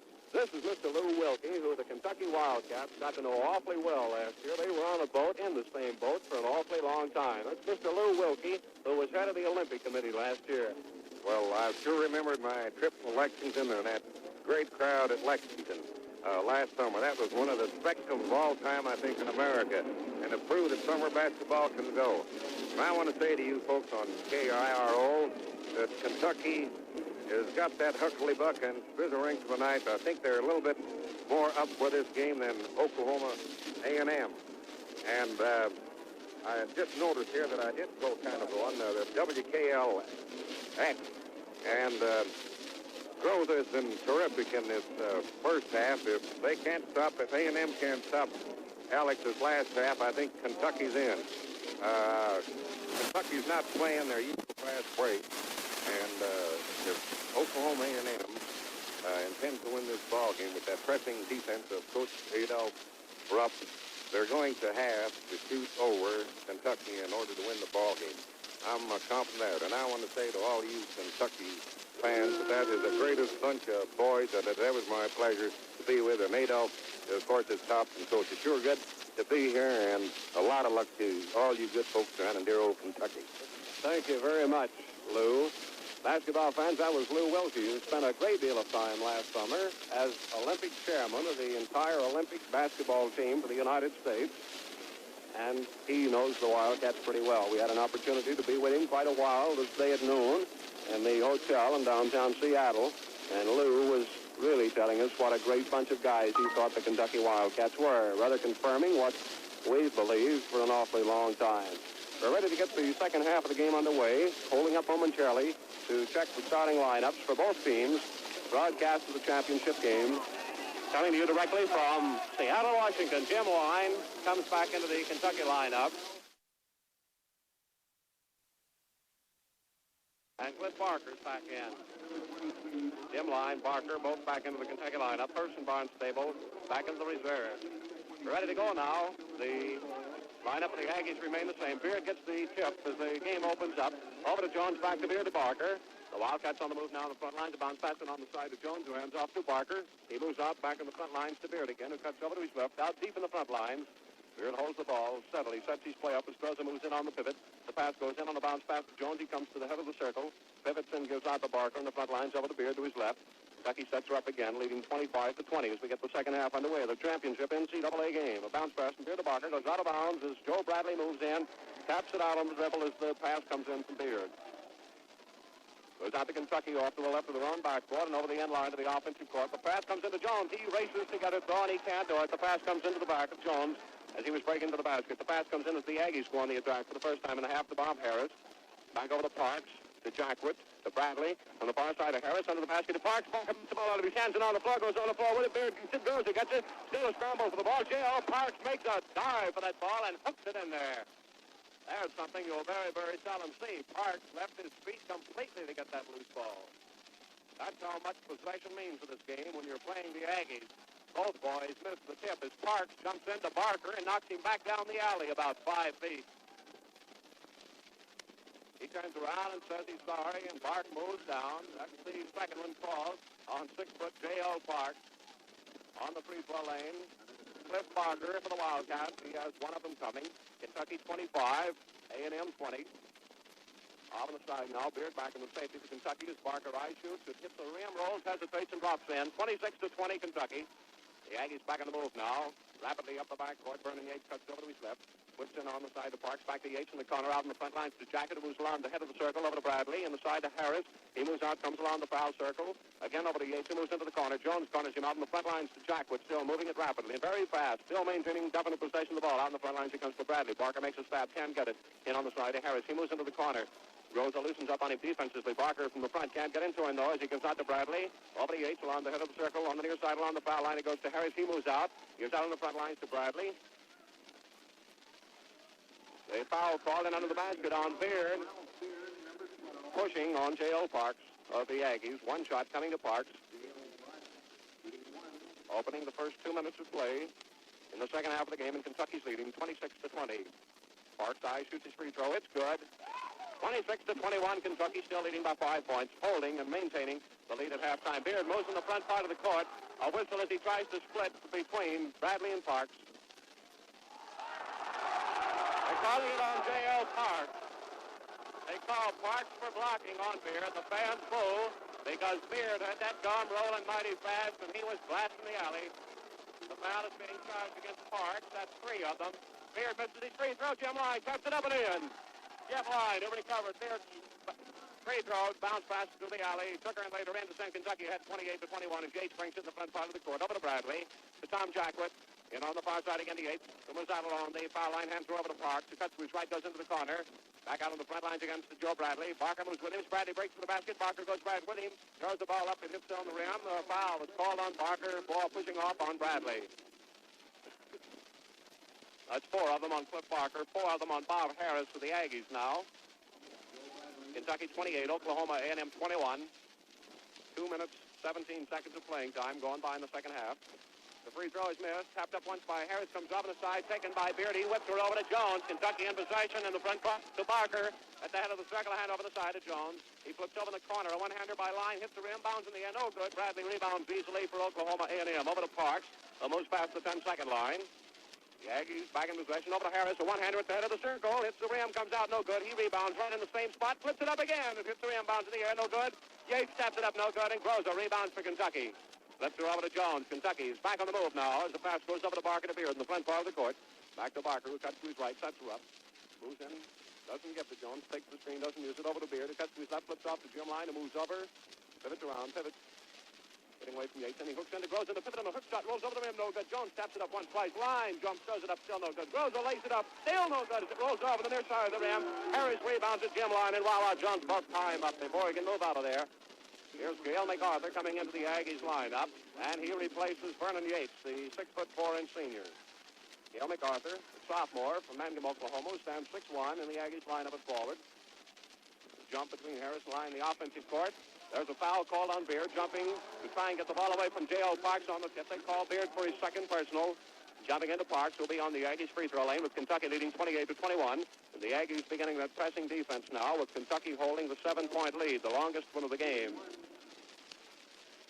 One shot coming to J.L. Parks. Back in the double safety is MacArthur, Tom Jackwit. Parks on the free throw line, shoots between the knees. It gets the rim short. No good. Jones taps it behind him to Barker. Holds the ball momentarily, flips her over to Groza to Beard. Kentucky's back on the move now and slowing it down as Beard crosses into the attack court for the Wildcats. A bounce pass over the line, back to Beard, who cuts into the basket. Parks cuts him off, though, over the line in the corner. MacArthur moves in him. Line moves back out in the corner. Over to Barker. Jones goes on the floor under the basket, and they call Barker for walking. Goes out over the end line for the Aggies. MacArthur whips one in the front part of the court to Harris, who cuts over to his left.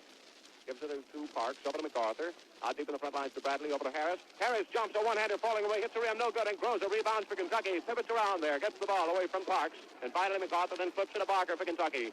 The Wildcats are back in the attack now, still leading 28-21. 16 minutes remaining to play. Beard to Jones in the front part of the court. In the field, it goes to Groza. He spins. Harris goes for it, and Groza lays it in. Breaking into the basket. It's good, and he's fouled. We believe by Harris. Let's see. Hold it up a minute. Waiting for the official to signify the basket will count 30-21. And that is 5 of them on Big Bob Harris, the 6'7" Aggies pivot man. Alex Groza took only 4 minutes to get rid of Harris. In the second half, 4 minutes after Harris had his fourth one, the timeout is being called for the Aggies. Coming off the Aggies bench to come in will be Jack Shelton, the junior from Stillwater, Oklahoma, who stands 6 feet 6 inches tall. The timeout for the Aggies with the score Kentucky 30, Oklahoma A&M 21. And at this time, Purcell's pays tribute to Mr. I.L. Vonderhyde and Mr. Paul Freeman. Mr. Vonderhyde, the advertising manager of Purcell's and the one responsible for all the Purcell ads you see, has worked there for 16 years. Previous to this, Mr. Vonderhyde was advertising manager at the McKibben's Denning Company in Charleston, West Virginia, and he also worked for the Marshall Field Company in Chicago. Mr. Freeman, who's been with Purcell's over 3 years, is the display manager in charge of all windows and interior displays of merchandise. To you, Mr. Vonderhyde and Mr. Freeman, Purcell's tips its hat. Dale Barnstable comes into the Kentucky lineup, replacing Barker, who's out on the bench again for the Wildcats, resting with 4 personal fouls. Barnstable moves out to a guard with Ralph Beard. Jim Line, Wawa Jones, the forwards, and Alex Groza at the pivot. And it's Groza on the free throw lane with one shot coming to him as Beard gets back into safety with J.L. Parks right there with him for the Aggies. Groza shoots. He puts English on it with a body, and it's good. 31-21. A 10-point lead for Kentucky and the longest one of the game. Tom Jackwit brings it in the Aggies' front court. Holds her up. Hyman goes in the pivot this time. Off on the side of Jack Shelton. He spins around, but can't shoot. Gives it in the front part of the court to Parks. Over to Bradley. Back to Parks. And it goes in the pivot again to Shelton. He flips out to Jackwit. The fans beginning to yell, take some shots as the Aggies still play hold the ball either system. And on the side it goes to Tom Jackwit. In the pivot off on the side of Vernon Yates. Goes and moves in with him. Back over to Jackwit. Back out in the front lines to Bradley, who moves into his right. Hands off to Jackwood, over to Parks. Still deep in the front line. Spear loosens up into Shelton. Parks break by. The pass goes over to MacArthur, and a one-hander hits the rim, bounds high in the air, comes off. A scramble for the ball is taken by Yates, lays it up, misses. Jim Line takes it, but can't hold on to it as it goes out of bounds. Line couldn't quite sink a finger on it tightly enough. It goes out to the Aggies under their own basket. Shelton out to put the ball in play. The pass on the side of Parks. He backs around, goes in, and Groza makes a beautiful block. Hit the ball beautifully, and he's called for a foul. Groza says, what? And then raises his hand, admitting that he committed it. From here, it looked like a beautiful block. The horn blows the score to check to make sure it was charged against Groza. That it was. That's 3 of them on Captain Alex Groza. And one shot coming to J.O. Parks. Shoots between the knees, hits the rim, and drops in. 31-22, Kentucky, leading the Aggies. Barnstable past the 10-second line for Kentucky. That's up in the front lines over to Beard, who holds the ball high over his head. Fakes one into Groza, gives it into Jones, breaking down the alley. He's knocked on the floor, and the ball goes out of bounds as Bradley hits him from the side. They give it out to... Wait a minute. The Aggies take it out and put it in play. There's a whistle back in the court from Cliff Ogden. And Ab Curtis moves out. And now we're going to have a jump. Alex Groza, who didn't have a hand on the ball, jumps. There's the tip. They call a foot on the line and give it outside to the Aggies. The pass comes into MacArthur up in the front part of the court. A bounce pass in on the side of Shelton. He moves around in the pivot, spins around. Groza goes with him. He jumps. Groza bats the ball out of his hands and out of bounds. A beautiful block by Alex Groza of Kentucky. It goes out to the Aggies under their own basket. 6'6" Jack Shelton out to put the ball in play. Kentucky leading 31-22. And it comes to Jackwood over to Shelton. There's a foul. Call against Groza from the rear on Jack Shelton. And now the Wildcats are in the trouble. Alex Groza has 4 personal fouls for the Wildcats. And the Aggies have revealed their hand as their strategy. They're feeding the ball constantly to the pivot with Shelton in there, fouling Groza out to get that height out of there. On the free throw lane, Shelton shoots. It's good. 31-23 the score, cutting the Kentucky lead to 8 points. 14 minutes and a half to play in the championship game of the NCAA. Here to Jones in the front part of the court. A high in the pivot. It grows up behind Shelton. He lays her in, and he's fouled from the rear. The goal will count. As Cliff Ogden under the basket. Now it's good. 33-23 Kentucky. And they charge it to J.O. Parks of the Aggies, and that's 4 of them on Parks. Walt Hurst comes off to the Kentucky bench. It's ready to come into the ball game. 14 and a half minutes to play. Kentucky 33, Oklahoma A&M 23. Grows on the free throw lane, shoots. It's good. 34-23, and Kentucky owns the longest lead of the game at 11 points. Walter Hurst comes in, and Alex Groza comes out. Gets a nice hand from the partisan fans along the west coast here of Seattle, Washington. The Aggies back in the move now as Jackwood brings it past the 10-second line. Whips it over to his right to Bradley. In the pivot on the high pass, it goes to Shelton. Jones on Shelton now. The pass goes into J.O. Parks. He breaks into Jones, and they call him for charging. Jones, a stalwart wall right at the basket. Parks tried to crack him and committed his 5th personal foul. That's all she wrote for J.O. Parks of the Aggies, who comes out, gets a shake from Dale Barnstable, and heads to the bench. The Aggies have now played 5 minutes and 45 seconds and still do not have a field goal in the second half. The Wildcats have a good defense, too, which we've contended all along. Jones was getting ready to shoot his free throw. The officials were permitting it when they realized the Aggies had only 4 men on the floor waiting for the substitute. Norman Ingram, a 5'10" sophomore from Stillwater, Oklahoma, comes into the lineup, losing some of the height with fiery J.O. Parks out of the lineup. On the line now, Jones for Kentucky, Bearden the safety, the free throw, good by Jones, and Kentucky skims out into the lead by 12 points at 35-23. In the front part of the court, Jackwood has the ball batted away from him by Barnstable, but Bradley comes into the rescue. The pass over to Pilgrim. Back out on the front lines to Bradley, who cuts over to his left. Barnstable hawking him on the defense. In along the foul line, he goes to Shelton. Back over to Bradley, breaking in. Back to Shelton off to the right. A picked off by Bradley. No good. Shelton's cornered by Barnstable and batted out of his hands and out of bounds. They call a jump ball between Shelton and Barnstable. Barnstable and Jones coming in on either side and chasing Shelton in over the end line and out of bounds. The jump in the Aggies' offensive court. The tip comes out deep in the front lines. Over to MacArthur. He holds the ball faster in the pivot. Barnstable bats it down, and Jim Line picks it up to Kentucky. Shuffle pass over to Barnstable. Holds the ball over his head. Puts it over to Jones. Back to Barney. And the Wildcats are back in the move now as Barnstable crosses into the attack court for Kentucky. Cuts over to his left. Puts her over to Beard, who cuts in the front line, then moves out along the head of the circle. Puts her over to Jim Line, who cuts to his left. Hands it over to Hirsch, who drives into his left alone. The end line jumps to shoot. The ball is kicked by MacArthur and goes out of bounds. MacArthur getting a hand, stabbing in and preventing the one-handed shot by Hirsch. The ball goes out to Kentucky. Barnstable out to put the ball in play. Looks for his man over to bounce pass into line, and the one-hander rolls over the rim, no good. Jones taps it up, and it just comes off on the near side of the rim. Shelton goes with it, and Jones goes on the floor. along with Hirsch. A jump ball call for the Kentucky offensive court. Pulled down. 6'6" Jack Shelton jumping with Hirsch of Kentucky. The toss and the tip comes over to MacArthur. To Jackwitz, still in the backcourt. Over to Bradley. In the front quad of the court now, it goes to Norm Pilgrim. Back out to Jackwitz. Over to MacArthur, who's off the head of the circle. Breaks in off on the side. The pass comes over on the side of Jackwitz. Over to MacArthur. Stands out still off the head of the circle with people beginning to yell now more often, shoot it. To the Aggies, who are still playing their possession ball and behind 12 points. The pass goes into the pivot to Jackwitz. There's a whistle and a foul against Jim Line of Kentucky. Line commits his second personal foul of the game from the rear on 6'4" Tom Jackwitz, Jacquet. The Aggies still using the double safety. The free throw bounces off on the side. Hirsch tips it over on the side, but Barnstable had already made his break for the basket for the rebound and picked up by Jackwitz. Over on the side of Bradley, who shoots, tips the rim, comes out of there, rebounded by Beard. He starts the fast break. He's tripped on the floor. Jones saves the ball and moves past the 10-second line. Moves into the head of the Kentucky circle. Flips over to his right to Beard. Rolls the ball on the front lines, then breaks over to the alley. Flips over to Jim Line and again goes on the floor. He breaks down the alley. Norm Pilgrim moves in and they call Beard for charging. Beard very viciously making stabs at the basket, trying to get in there, to get it down there. That's three of them on Rapid Ralph of the Wildcats. He moves in along the alley. 6'1" Gail MacArthur moves up to the free throw lane for the Aggies. Jackwitz drifts back into the safety, and Norm Klein floats right back there with him. Or Norm Pilgrim, rather. 35-23, Kentucky. 12 minutes, 16 seconds to play in the NCAA National Championship game. The free throw by MacArthur hits the rim, bounces up and in. 35-24 the score, cutting the Kentucky lead to 11 points. Barnstable over to Beard. Kentucky's back on the move now.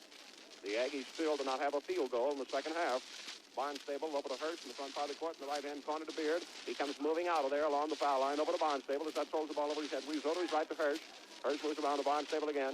Shelton playing in front with Jackwitz of Jones in the pivot for the Kentucky. In the corner, it goes to Hirsch, bounce pass in the pivot. Now to Jones, a handoff to Barnstable. He's trapped under there as he goes in by MacArthur, Bradley, and Jackwitz, who all tightened up the alley on that sinking defense.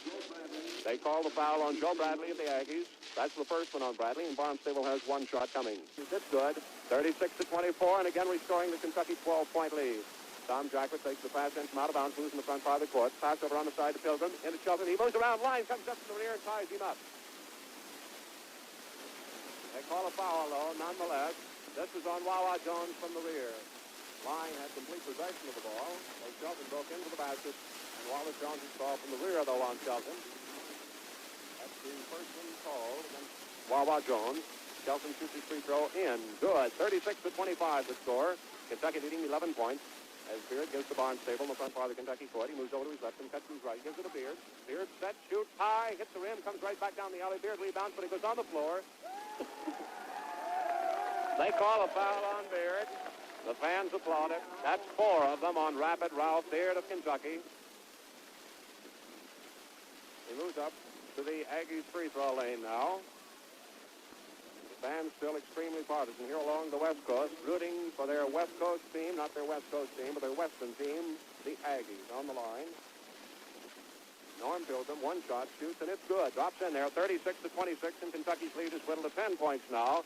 11 minutes and a half to play in the championship game. Barnstable a line, the front part of the court, in the pivot to Jones. Shelton moves with him. Hirsch picks it up, shoots it up there, no good. Line, Hirsch all scramble for it. Hirsch flips it up. Beard taps it up once, twice. Shelton gets it, and he's tied up from the side by Hirsch, who came in from the front and tied him up. Shelton tied up, and he's jumping with Hirsch in the Kentucky offensive court.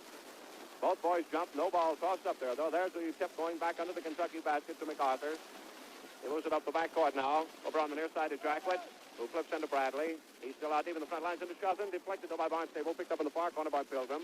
Beard hangs with him in the pivot to Shelton. He moves around there, shoots under Jones' arms. No good, and Jones takes it off of Kentucky. He moves over into the far corner with it now and slowly moves up the backcourt all by himself. The Aggies still not starting that pressing defense down in the backcourt. In the front part of the court now, Barnstable flips over to his right the line. The Aggies still do not have a goal in the second half, a field goal. The Barnstable, a set shot at the head of the circle. It's good. Barnstable, a set shot, gives Kentucky back that 12-point lead, 38-26. 10.5 minutes remain to play. The Aggies have not scored a field goal in the last 9.5 minutes of play in the second half of the game. In the front part of the court, Tom Jackwitz sets it up. Over on the far side of MacArthur. In the pivot it goes to Shelton. He moves around, tries to shoot, falls. Jackwitz picks it up, shoots a one-hander that's deflected off the rim. A scramble for the ball, picked up out on the front lines and over to Jackwitz. He moves over Barnstable, jumps, bats the ball as it goes out of bounds. Let's see the decision. The Aggies under their own basket. Kentucky's defense, tighter than you'll ever see a defense. Kentucky, of course, has an offense to go with the defense. The pass comes in from Shelton on the side of Pilgrim. High one back in the pivot. It goes to Shelton. He spins around there, spins away. Hirsch blocks it from the front. They call him across the arms, though. Across the arms on Hirsch. That's the first one against Walt Hirsch of Kentucky. 9 minutes and 55 seconds remain in the championship game. MacArthur moves up to calls a timeout just before Jack Shelton shoots the first of his 2 free throws. Timeout, the Aggies. The score, Kentucky 38, Oklahoma A&M 26. Well, here's one way to make a hit with all your family. Serve Dixie ice cream for the perfect postscript to any meal. Every member of the household will delight in the creamy texture and delightful flavor of swell-tasting Dixie ice cream. So delicious, so nutritious, and so easy to serve. Buy Dixie ice cream at your grocery or drugstore tomorrow and keep it on hand in your refrigerator, ready for use at all times. Enjoy Dixie, the cream of the bluegrass. Be sure to keep Dixie on hand at all times. Dixie's available at your neighborhood Dixie dealer, the cream of the bluegrass. The Kentucky Wildcats 38, the Oklahoma A&M Aggies 26 for the national championship of these United States. Kentucky, the defending champion, and if Kentucky wins tonight, they will tie Oklahoma A&M as having been the second team to have won 2 NCAA championships. The Aggies won their 2 in 45 and 46. Kentucky won last year and defending this year. Jack Shelton on the line. The first shot's dead, and he connects it. Hits the rim, rolls in, 38-27 the score. Kentucky on top by 11 points. It'll be in play now. Beard wide of the alley, off to the left as Shelton Eyes shoots. Gets into the net's good. 38-28 the score. The Aggies remain still dead at the free throw lane. Barnstable in the front part of the court of Kentucky. The Wildcats leading 38-28 over to Beard. In on the side it goes to Jones, who moves in, shoots a one-hander, hits the rim, comes out of there, no good. Barnstable taps it up once and it goes out of bounds under the Kentucky basket off Tom Jackwood's fingertips. It'll go out to the Aggies. It rolls all the way into the back court of the pavilion. The clock stops with 9 minutes, 37 seconds to play. Before Kentucky puts it back in play, the Aggies still do not have a field goal in the second half. Barnstable out to put the ball in play, flips one into Hirsch off to the left of the circle. He hands it over to Beard, who moves out in the front lines, hooks her over to Jim Line. In on the side to Wawa Jones, who's playing a terrific game. He moves out into the head of the circle, pivots, moves away from Shelton, and flips her over to Barnstable. Barnstable weaves back and forth and moves out in the front lines. He comes to Beard. He holds it over his head, gives her into Jones. He moves off the head of the circle over to Barnstable, who cuts to his right, breaks into the basket. As Bradley goes with him, he pulls up to the right, flips her over to Jones, who moves out of there into the protective position, turns around, flips to Barnstable in the corner, sends the ball over his head, then moves out on the front line, pivots, a bounce pass into Jones. He moves through the bottom of the circle, goes in there. Jackwood closes up with MacArthur. Hirsch picks the ball up, puts it up there. No good. MacArthur picks it up, and Jones ties him up. The whistle, a foul against Jones across the arms. That's 2 of them on Wawa Jones of Kentucky. 38-28 the score. 9 minutes exactly remain in the championship game. All the way up now to the Cowpokes front court. On the free throw lane is Norm Pilgrim, Pilgrim. One shot coming. Still the double safety of MacArthur and Jackwood for the Aggies. The free throw, it's good. 38-29, and Kentucky's lead is whittled now to only 9 points. Beard moves up past the attack marker. Flips her over to his left to Barnstable. As Groza comes off the bench, over to Jim Line, and moves out to his left along the head of the circle, and cuts, moves back to his left. Hooks her in the pivot to Jones, who spins, moves, and jump shoots. It's a bit short, though, deflected. Line and Hirsch tap it up on the boards once, twice. Still no good. Jackwood gets it. Jones moves in from the front of him. Groza comes into the game. They call a foul on Kentucky. They call it on Jones of Kentucky. And there's Jones coming out, and Alex Groza comes into the lineup. Wallace Jones played a tremendous game for the Wildcats. Comes out of there. 2 of the regulars on the bench now. Jones and Barker, the Kentucky lineup. Groza at pivot. Hirsch and Line at the forwards. Barnstable and Beard at the guards. One shot comes to Tom Jackwood of the Aggies. Chance to cut the Kentucky lead to 8 points. He shoots. It's good. 38-30 the score, and Kentucky's lead is down to 8 points now.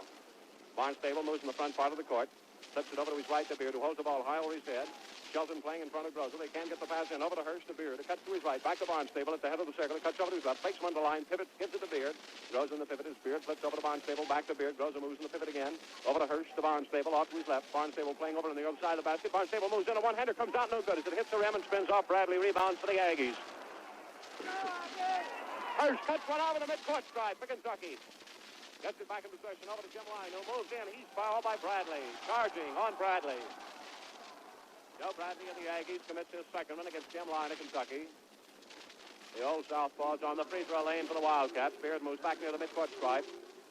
Bill champing at the bit with that gum. Glances at the clock. 8 minutes and 15 seconds. Line shoot. It's good. 39-30. Kentucky leading by 9 points. In the front part of the court now. Pilgrim sucks it up. Moves over to his left. Still out deep in the front lines. Over to Bradley, to MacArthur. In the pivot to Shelton. He spins around, moves along the head of the circle. Back and forth, trying to get Groza to foul him. Shelton moves back and forth, then flips one. High in the front lines, over to Shelton, who moves around, goes under the basket, jumps to shoot. It's good. Shelton finally came in from the back of those boards and laid her in for the Aggies.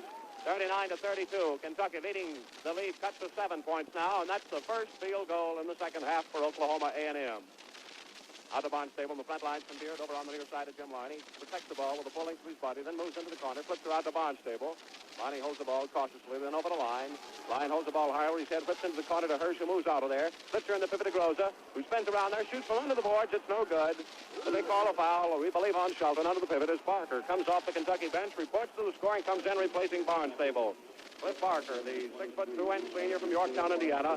Dale Barnstable comes out. Parker and Beard at the guards now. Grows at the pivot. Hirsch and Line. They call the foul against Jack Shelton of the Aggies. That's 3 of them, and Groza shoots his single free throw. Good. 40-32. Kentucky leading by 8 points.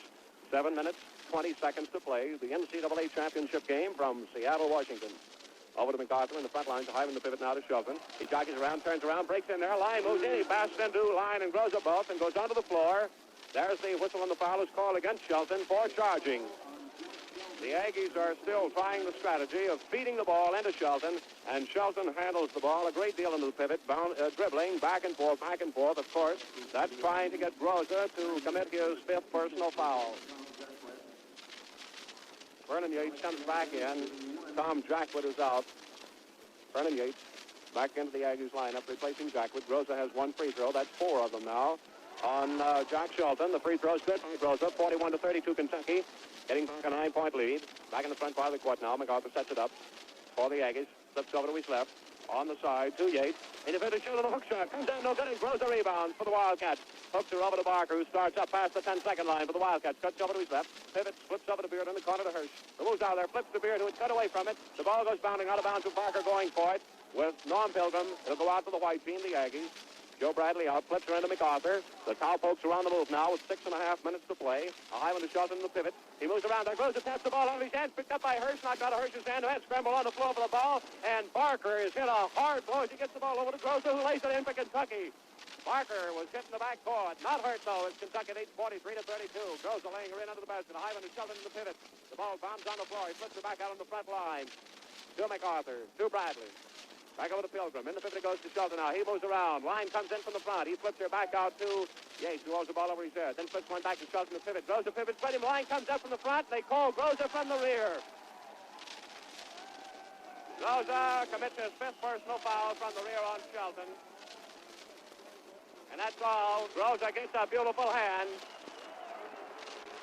Wawa Jones comes off the Kentucky bench to replace Captain Alex Groza, who commits his 5th personal foul.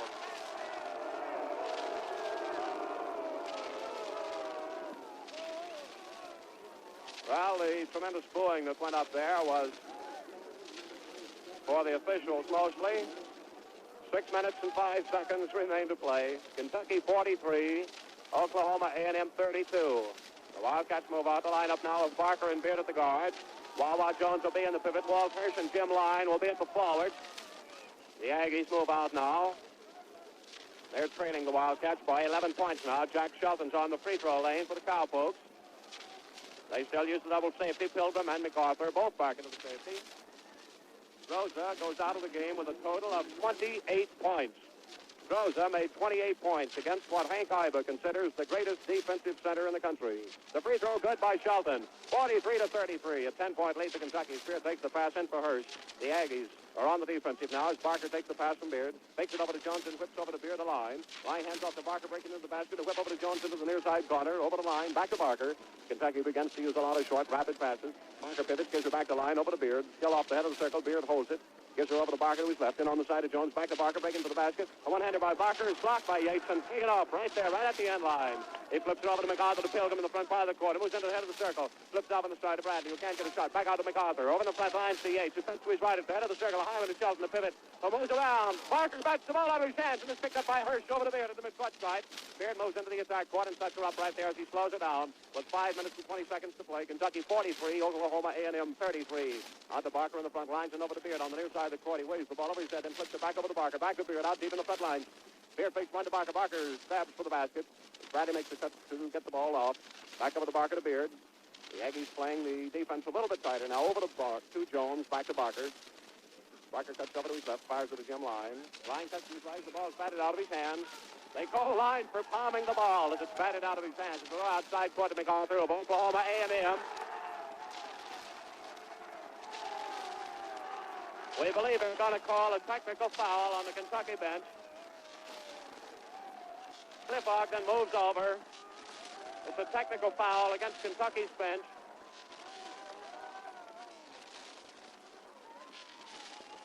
Jack Shelton steps up to the free throw lane to take the technical.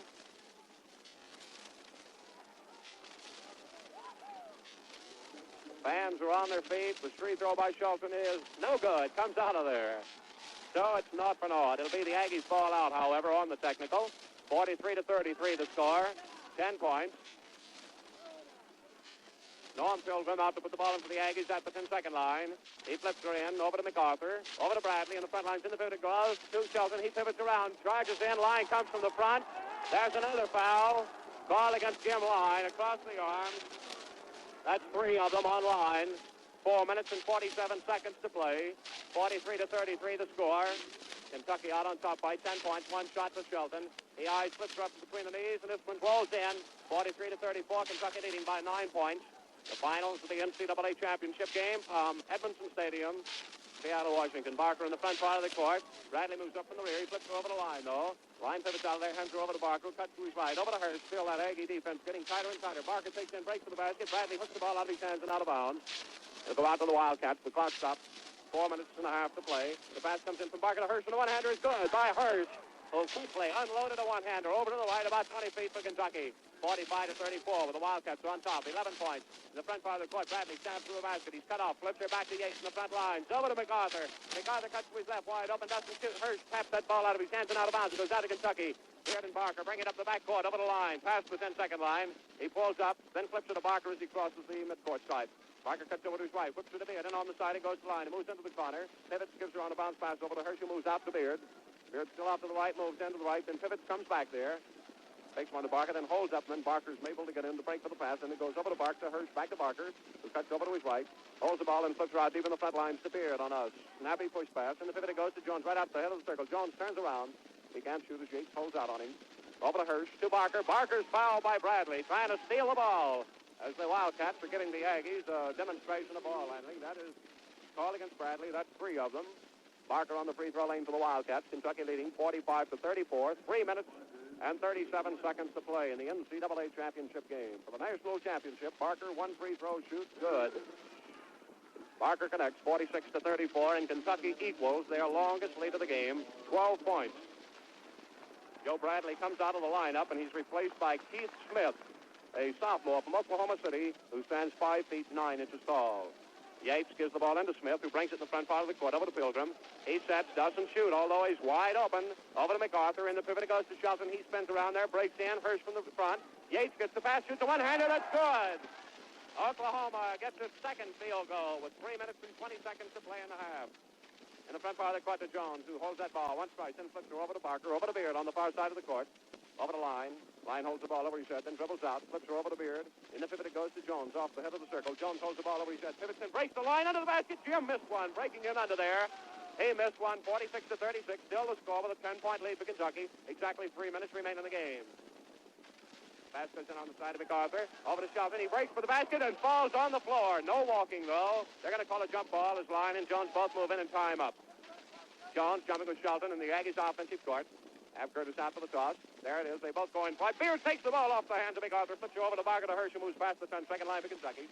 Hirsch sets her up on this near side of the court. Moves out, hands her over to Barker, who pivots, cuts to his left, protects that ball, flips her into Jones, batted out of his hands, and he's fouled by Yates from the rear.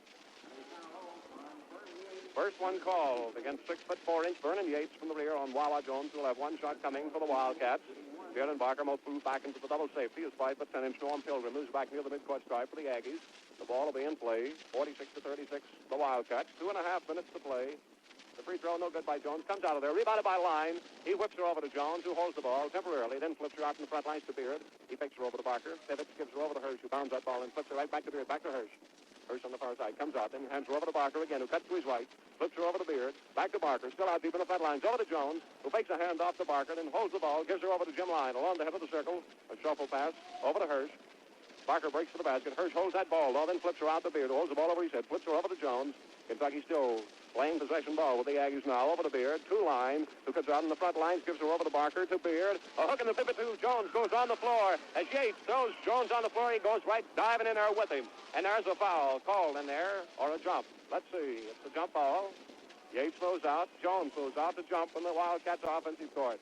Ab Curtis out for the toss as they jock its position along the alleys. There's the toss to tip. It bounds on the floor. The scramble for the ball is Shelton picks it up. Goes into the front part of the court, gives it to Keefe. Kentucky leading 46-36. 1 minute and 40 seconds to play.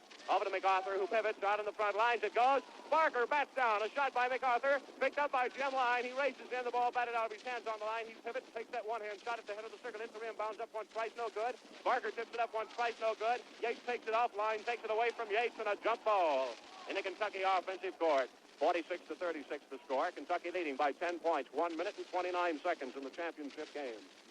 Line with Yates in the offensive court for the jump. The tip goes over to Hirsch, who moves off to his left. Flips her over to Beard to Barker to the right, and on the side to Jones, who pivots, moves out of there. Flips her out deep in the front lines again to Barker, over to Beard.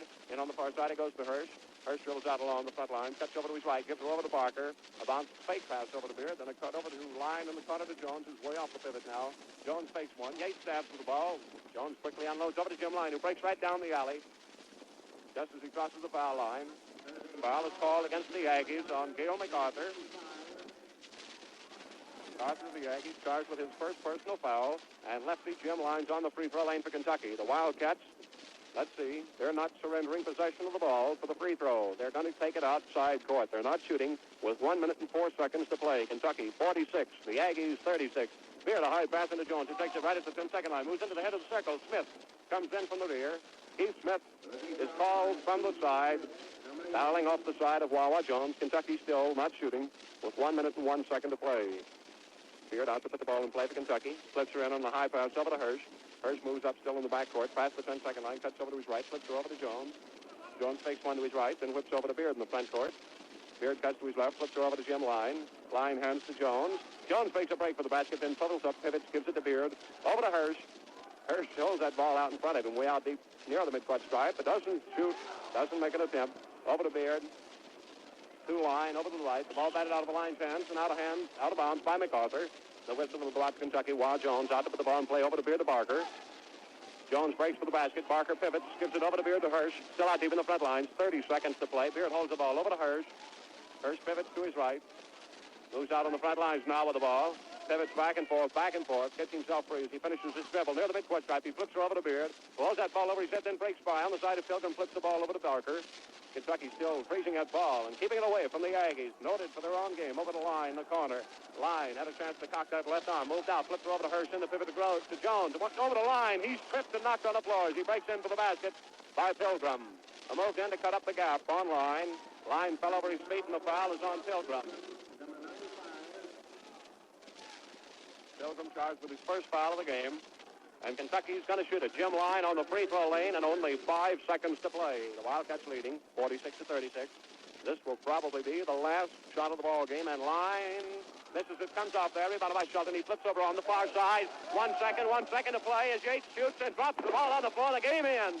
The Wildcats are the defending champions. Wow, Jones runs up and takes the ball away from Pilgrim. He wants that ball for his own. He grabs it, and boy, do they deserve it. The Wildcats have made a tremendous demonstration. We've got the man here that we want to talk with, Captain Alex Souza. Al, how do you feel, boy? Well, I want to say to all the people in Lexington, we're going to bring home the bacon to you, and we'll be in sometime next Monday, for we have to go back to New York. And I know that your support back home as well as brought us through, and we're glad that we won, and I hope to see you people soon. Thank you, Clyde. Thanks a million, Al, and good luck. That was Alex Groza of the Wildcats, who the minute the game was over, rushed over here to say hello to everyone around through Central Kentucky. We want to thank Al a million. Al did quite a tremendous job here tonight in Seattle, Washington. Hank Iba, who's rated among the top coaches in the nation, says that Bob Harris, his center, is the greatest college defensive player that he's ever seen and probably of all times. Well, it takes an equally good center to score against him. Groza racked up 28 points against Bob Harris of the Aggies. Almost enough by himself, only short by 8 points, defeating the entire Aggie team who played their slow, deliberate ball, scored their usual 36 points, but were unable to hold the high-flying Wildcats, who romped through with a 10-point win at 46-36. Kentucky 46, the Aggies 36, and we wind up the championship game, the second consecutive championship for the Kentucky Wildcats, and they equal for the first time. Let's see, I got that thing here someplace.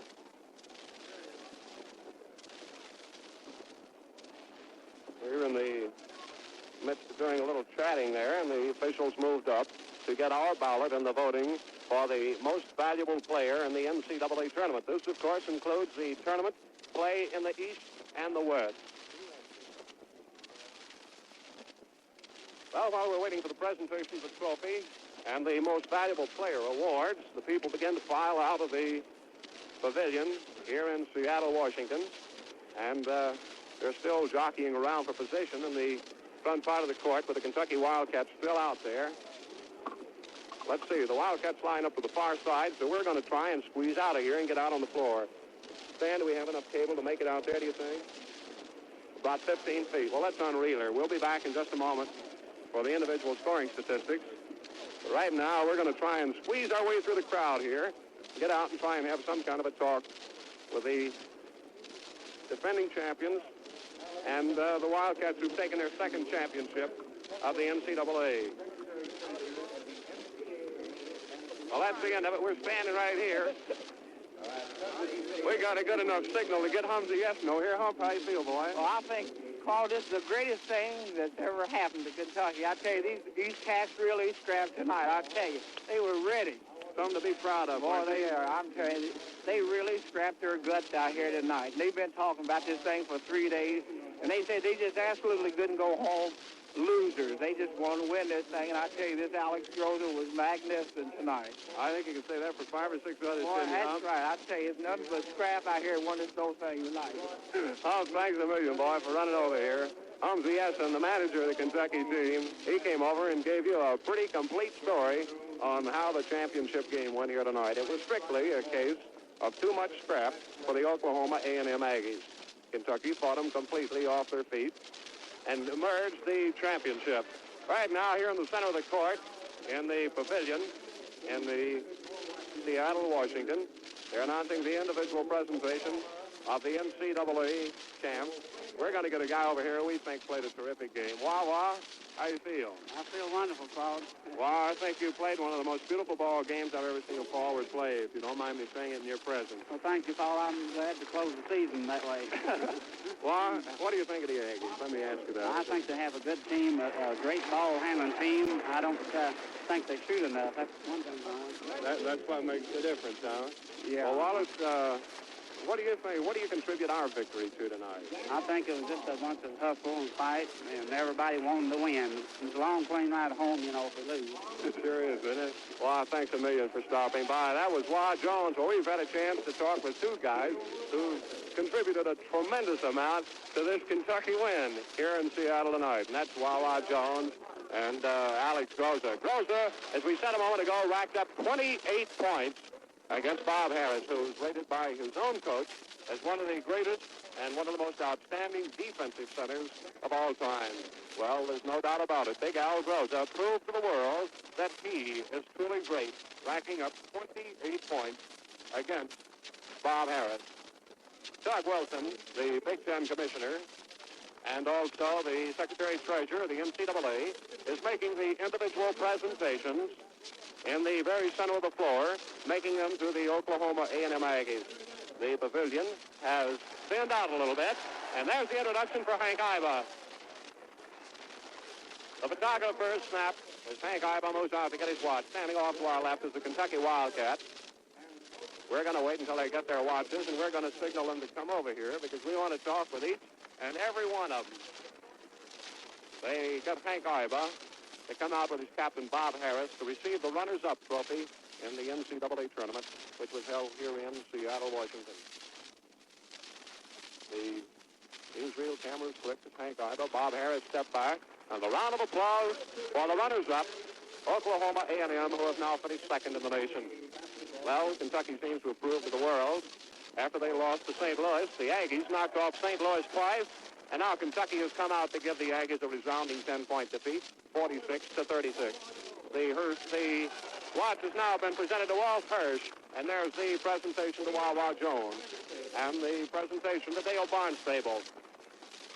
Comes out and moves over to the right. To receive those watches, there's Al Bruno, who's already taken quite a riding over the NIT watch he has. The boys coming out on the plane, all been kidding about Bruno about wearing his sleeve out, looking at that new NIT watch. Ralph Beard and Jim Line receive their NCAA championship watches. Cliff Parker of Kentucky, who gets a nice hand as a tribute for his tremendous ball handling and defensive hawking today. And listen to this for Groza. Groza has completely wowed him here. The introduction for Rod Stay and the presentation of his watch. Johnny Stow comes from the Kentucky lineup to receive his watch. There's no doubt in the minds of people here, the greatest center, and that is Alex Groza. Humsey Essen moves out to get his watch. Humsey talked an awfully good game from the bench for Kentucky.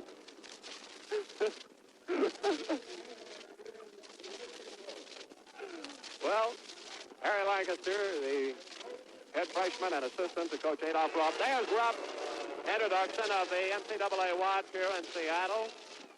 And they move down now for the presentation of the NCAA trophy. Here's for Alex Groza, and here's Coach Adolph Rupp coming into the center of the court now. Just on the other side of the basketball court from us, as Tug Wilson moves out. Again, the movies all move in with the newsreels taking the pictures, the presentation of the championship trophy to Coach Adolph Rupp of Kentucky, who's led his team to the second straight national championship, and his captain Alex Groza. The presentation being made by Secretary-Treasurer Tug Wilson of the NCAA. Coach Adolph Rupp takes it, gives a big smile, holds her up for his captain to admire, Alex Groza, and Groza moves over, and he's going to say a few words.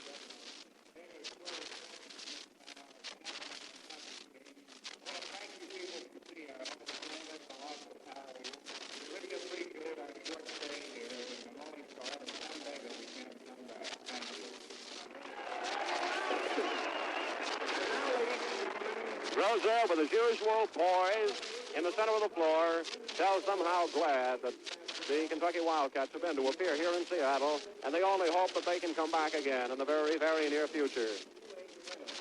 The Kentucky Wildcats off to our left and right at the head of the foul circle in what proves to be the winning offensive court. Shake hands, crowd around, hugging a trophy there. And the newsreels and the movies all move in again to get the pictures for the Kentucky Wildcats. And now here's the expected announcement. Let's see. Groza, the most valuable player. Alex Groza has just been voted for the second consecutive year the most valuable player in the NCAA tournament. Alex Groza, the captain of the Kentucky Wildcats, who's walked away with the trophy for the second consecutive year. So Kentucky walks off again with the NCAA championship, and they also walk off with the individual player star, Alex Groza. The Wildcats leave off to our left now, and they head madly for the dressing room. They want to get down there and get dressed and get a little bit fresher than they have been right now because they've played a tremendous, hard-fought ball game. Well, right now, we'll work our way back in here to the broadcast booth just off on the side of Edmondson Pavilion here in Seattle, Washington. Well, the individual scoring honors on the game, high point man by quite a stretch, has been Alex Groza, whom, as we told you, threw in a total of 28 points against 6'7" Bob Harris of Oklahoma A&M. Groza had his 28 points, mostly from the field. He had 3 field goals in the second half, matched that with 6 field goals in the first half. And at the free throw lane, he had 3 out of 4 in the first half, and 4 for 4 in the second half. A total of 28 points for Alex Groza, 7 free throws and 9 field goals. Second place honors for Kentucky are jointly held by Jim Line and Cliff Barker. Line had 2 field goals, 1 for 2 at the free throw lane, and Cliff Barker had 1 field goal and 3 for 3 on the free throw lane, a total of 5 points. The other scoring for the Wildcats, what might be third place honors, are held by Dale Barnstable, Ralph Beard, and Wawa Jones. All of them have 3 points. Jones, 1 field goal, 1 for 2 at the free throw lane. Ralph Beard had 1 field goal and 1 for 2 at the free throw line, and Dale Barnstable 1 for 1 in the charity line and 1 field goal for a total of 3 points. Walt Hirsch had 1 field goal for 2 points to round out the scoring for the Kentucky Wildcats at 46. For the Oklahoma A&M Aggies, high point honors with 10 points belong to Jack Shelton. Shelton, the reserve center who took over when regular Bob Harris committed his 5th personal foul after only shortly over 3 minutes of play in the second half, racked up 10 points on only 2 field goals. His deadliness was at the free throw lane, where he missed only 1 in 7 attempts. Or rather, 1 in 7 attempts, for a total of 6, adding that to 2 field goals and 10 points. Second place honors for the Aggies are divided between J.L. Parks and Bob Harris with 7 points. Harris, off Groza tonight, had only 3 field goals and 1 free throw for 7 points. Parks had 2 field goals and 3 free throws for his 7 points. In the other scoring for the Aggies, Joe Bradley had 3 points, all of them at the free throw lane. Vernon Yates had 4 points, 2 field goals. Tom Jackwit had 1 point. Gail MacArthur had 2 with no field goals. Norm Pilgrim had 2 points and no field goals. Well, the Aggies, noted for the defensive club, the Kentucky Wildcats, I believe, with Coach Adolph Rupp's system, have shown them something of a new type of defense. The Aggies racked up only 2 field goals in the second half of the game. 2 field goals were scored by the Aggies in the last half against the Kentucky Wildcats. The Aggies scored only 16 points in the second half of the game, while the Wildcats were scoring 19. Kentucky outscored them 25-20 in the first half of the game and went 10 points in the lead at 46-36 to rack up their second consecutive NCAA title. And Kentucky is now, with Oklahoma A&M, the only 2 teams to have ever won 2 NCAA national championships. Before we say goodnight for Seattle, we want to remind you to watch your youngsters' teeth for signs of decay. As an aid to firm, healthy teeth, give them Dixie ice cream often. This nutritious dairy food contains generous quantities of calcium, which is essential for strong bones and teeth. Serve Dixie ice cream. It's a favorite with young and old alike. It's the cream of the bluegrass. Dixie ice cream. And before we say goodbye, we want to remind you of our other sponsors, which we think are both just about perfect. Awfully swell people. Because tonight, Purcell's has paid tribute to the department managers who work behind the scenes of a smooth-working organization. It's impossible for Purcell's to pay tribute to all of its employees. But that doesn't mean that they're any the less appreciated, for they realize that the chain is only as strong as its weakest link. And Purcell's believes it has a very strong chain in every instance. Excellent department heads, fine salespeople, quality merchandise, and wanted extra services. Visit Purcell's often, won't you? Purcell's main aim is to serve you properly and well. Well, basketball fans, here's something that we wanted to hold until last.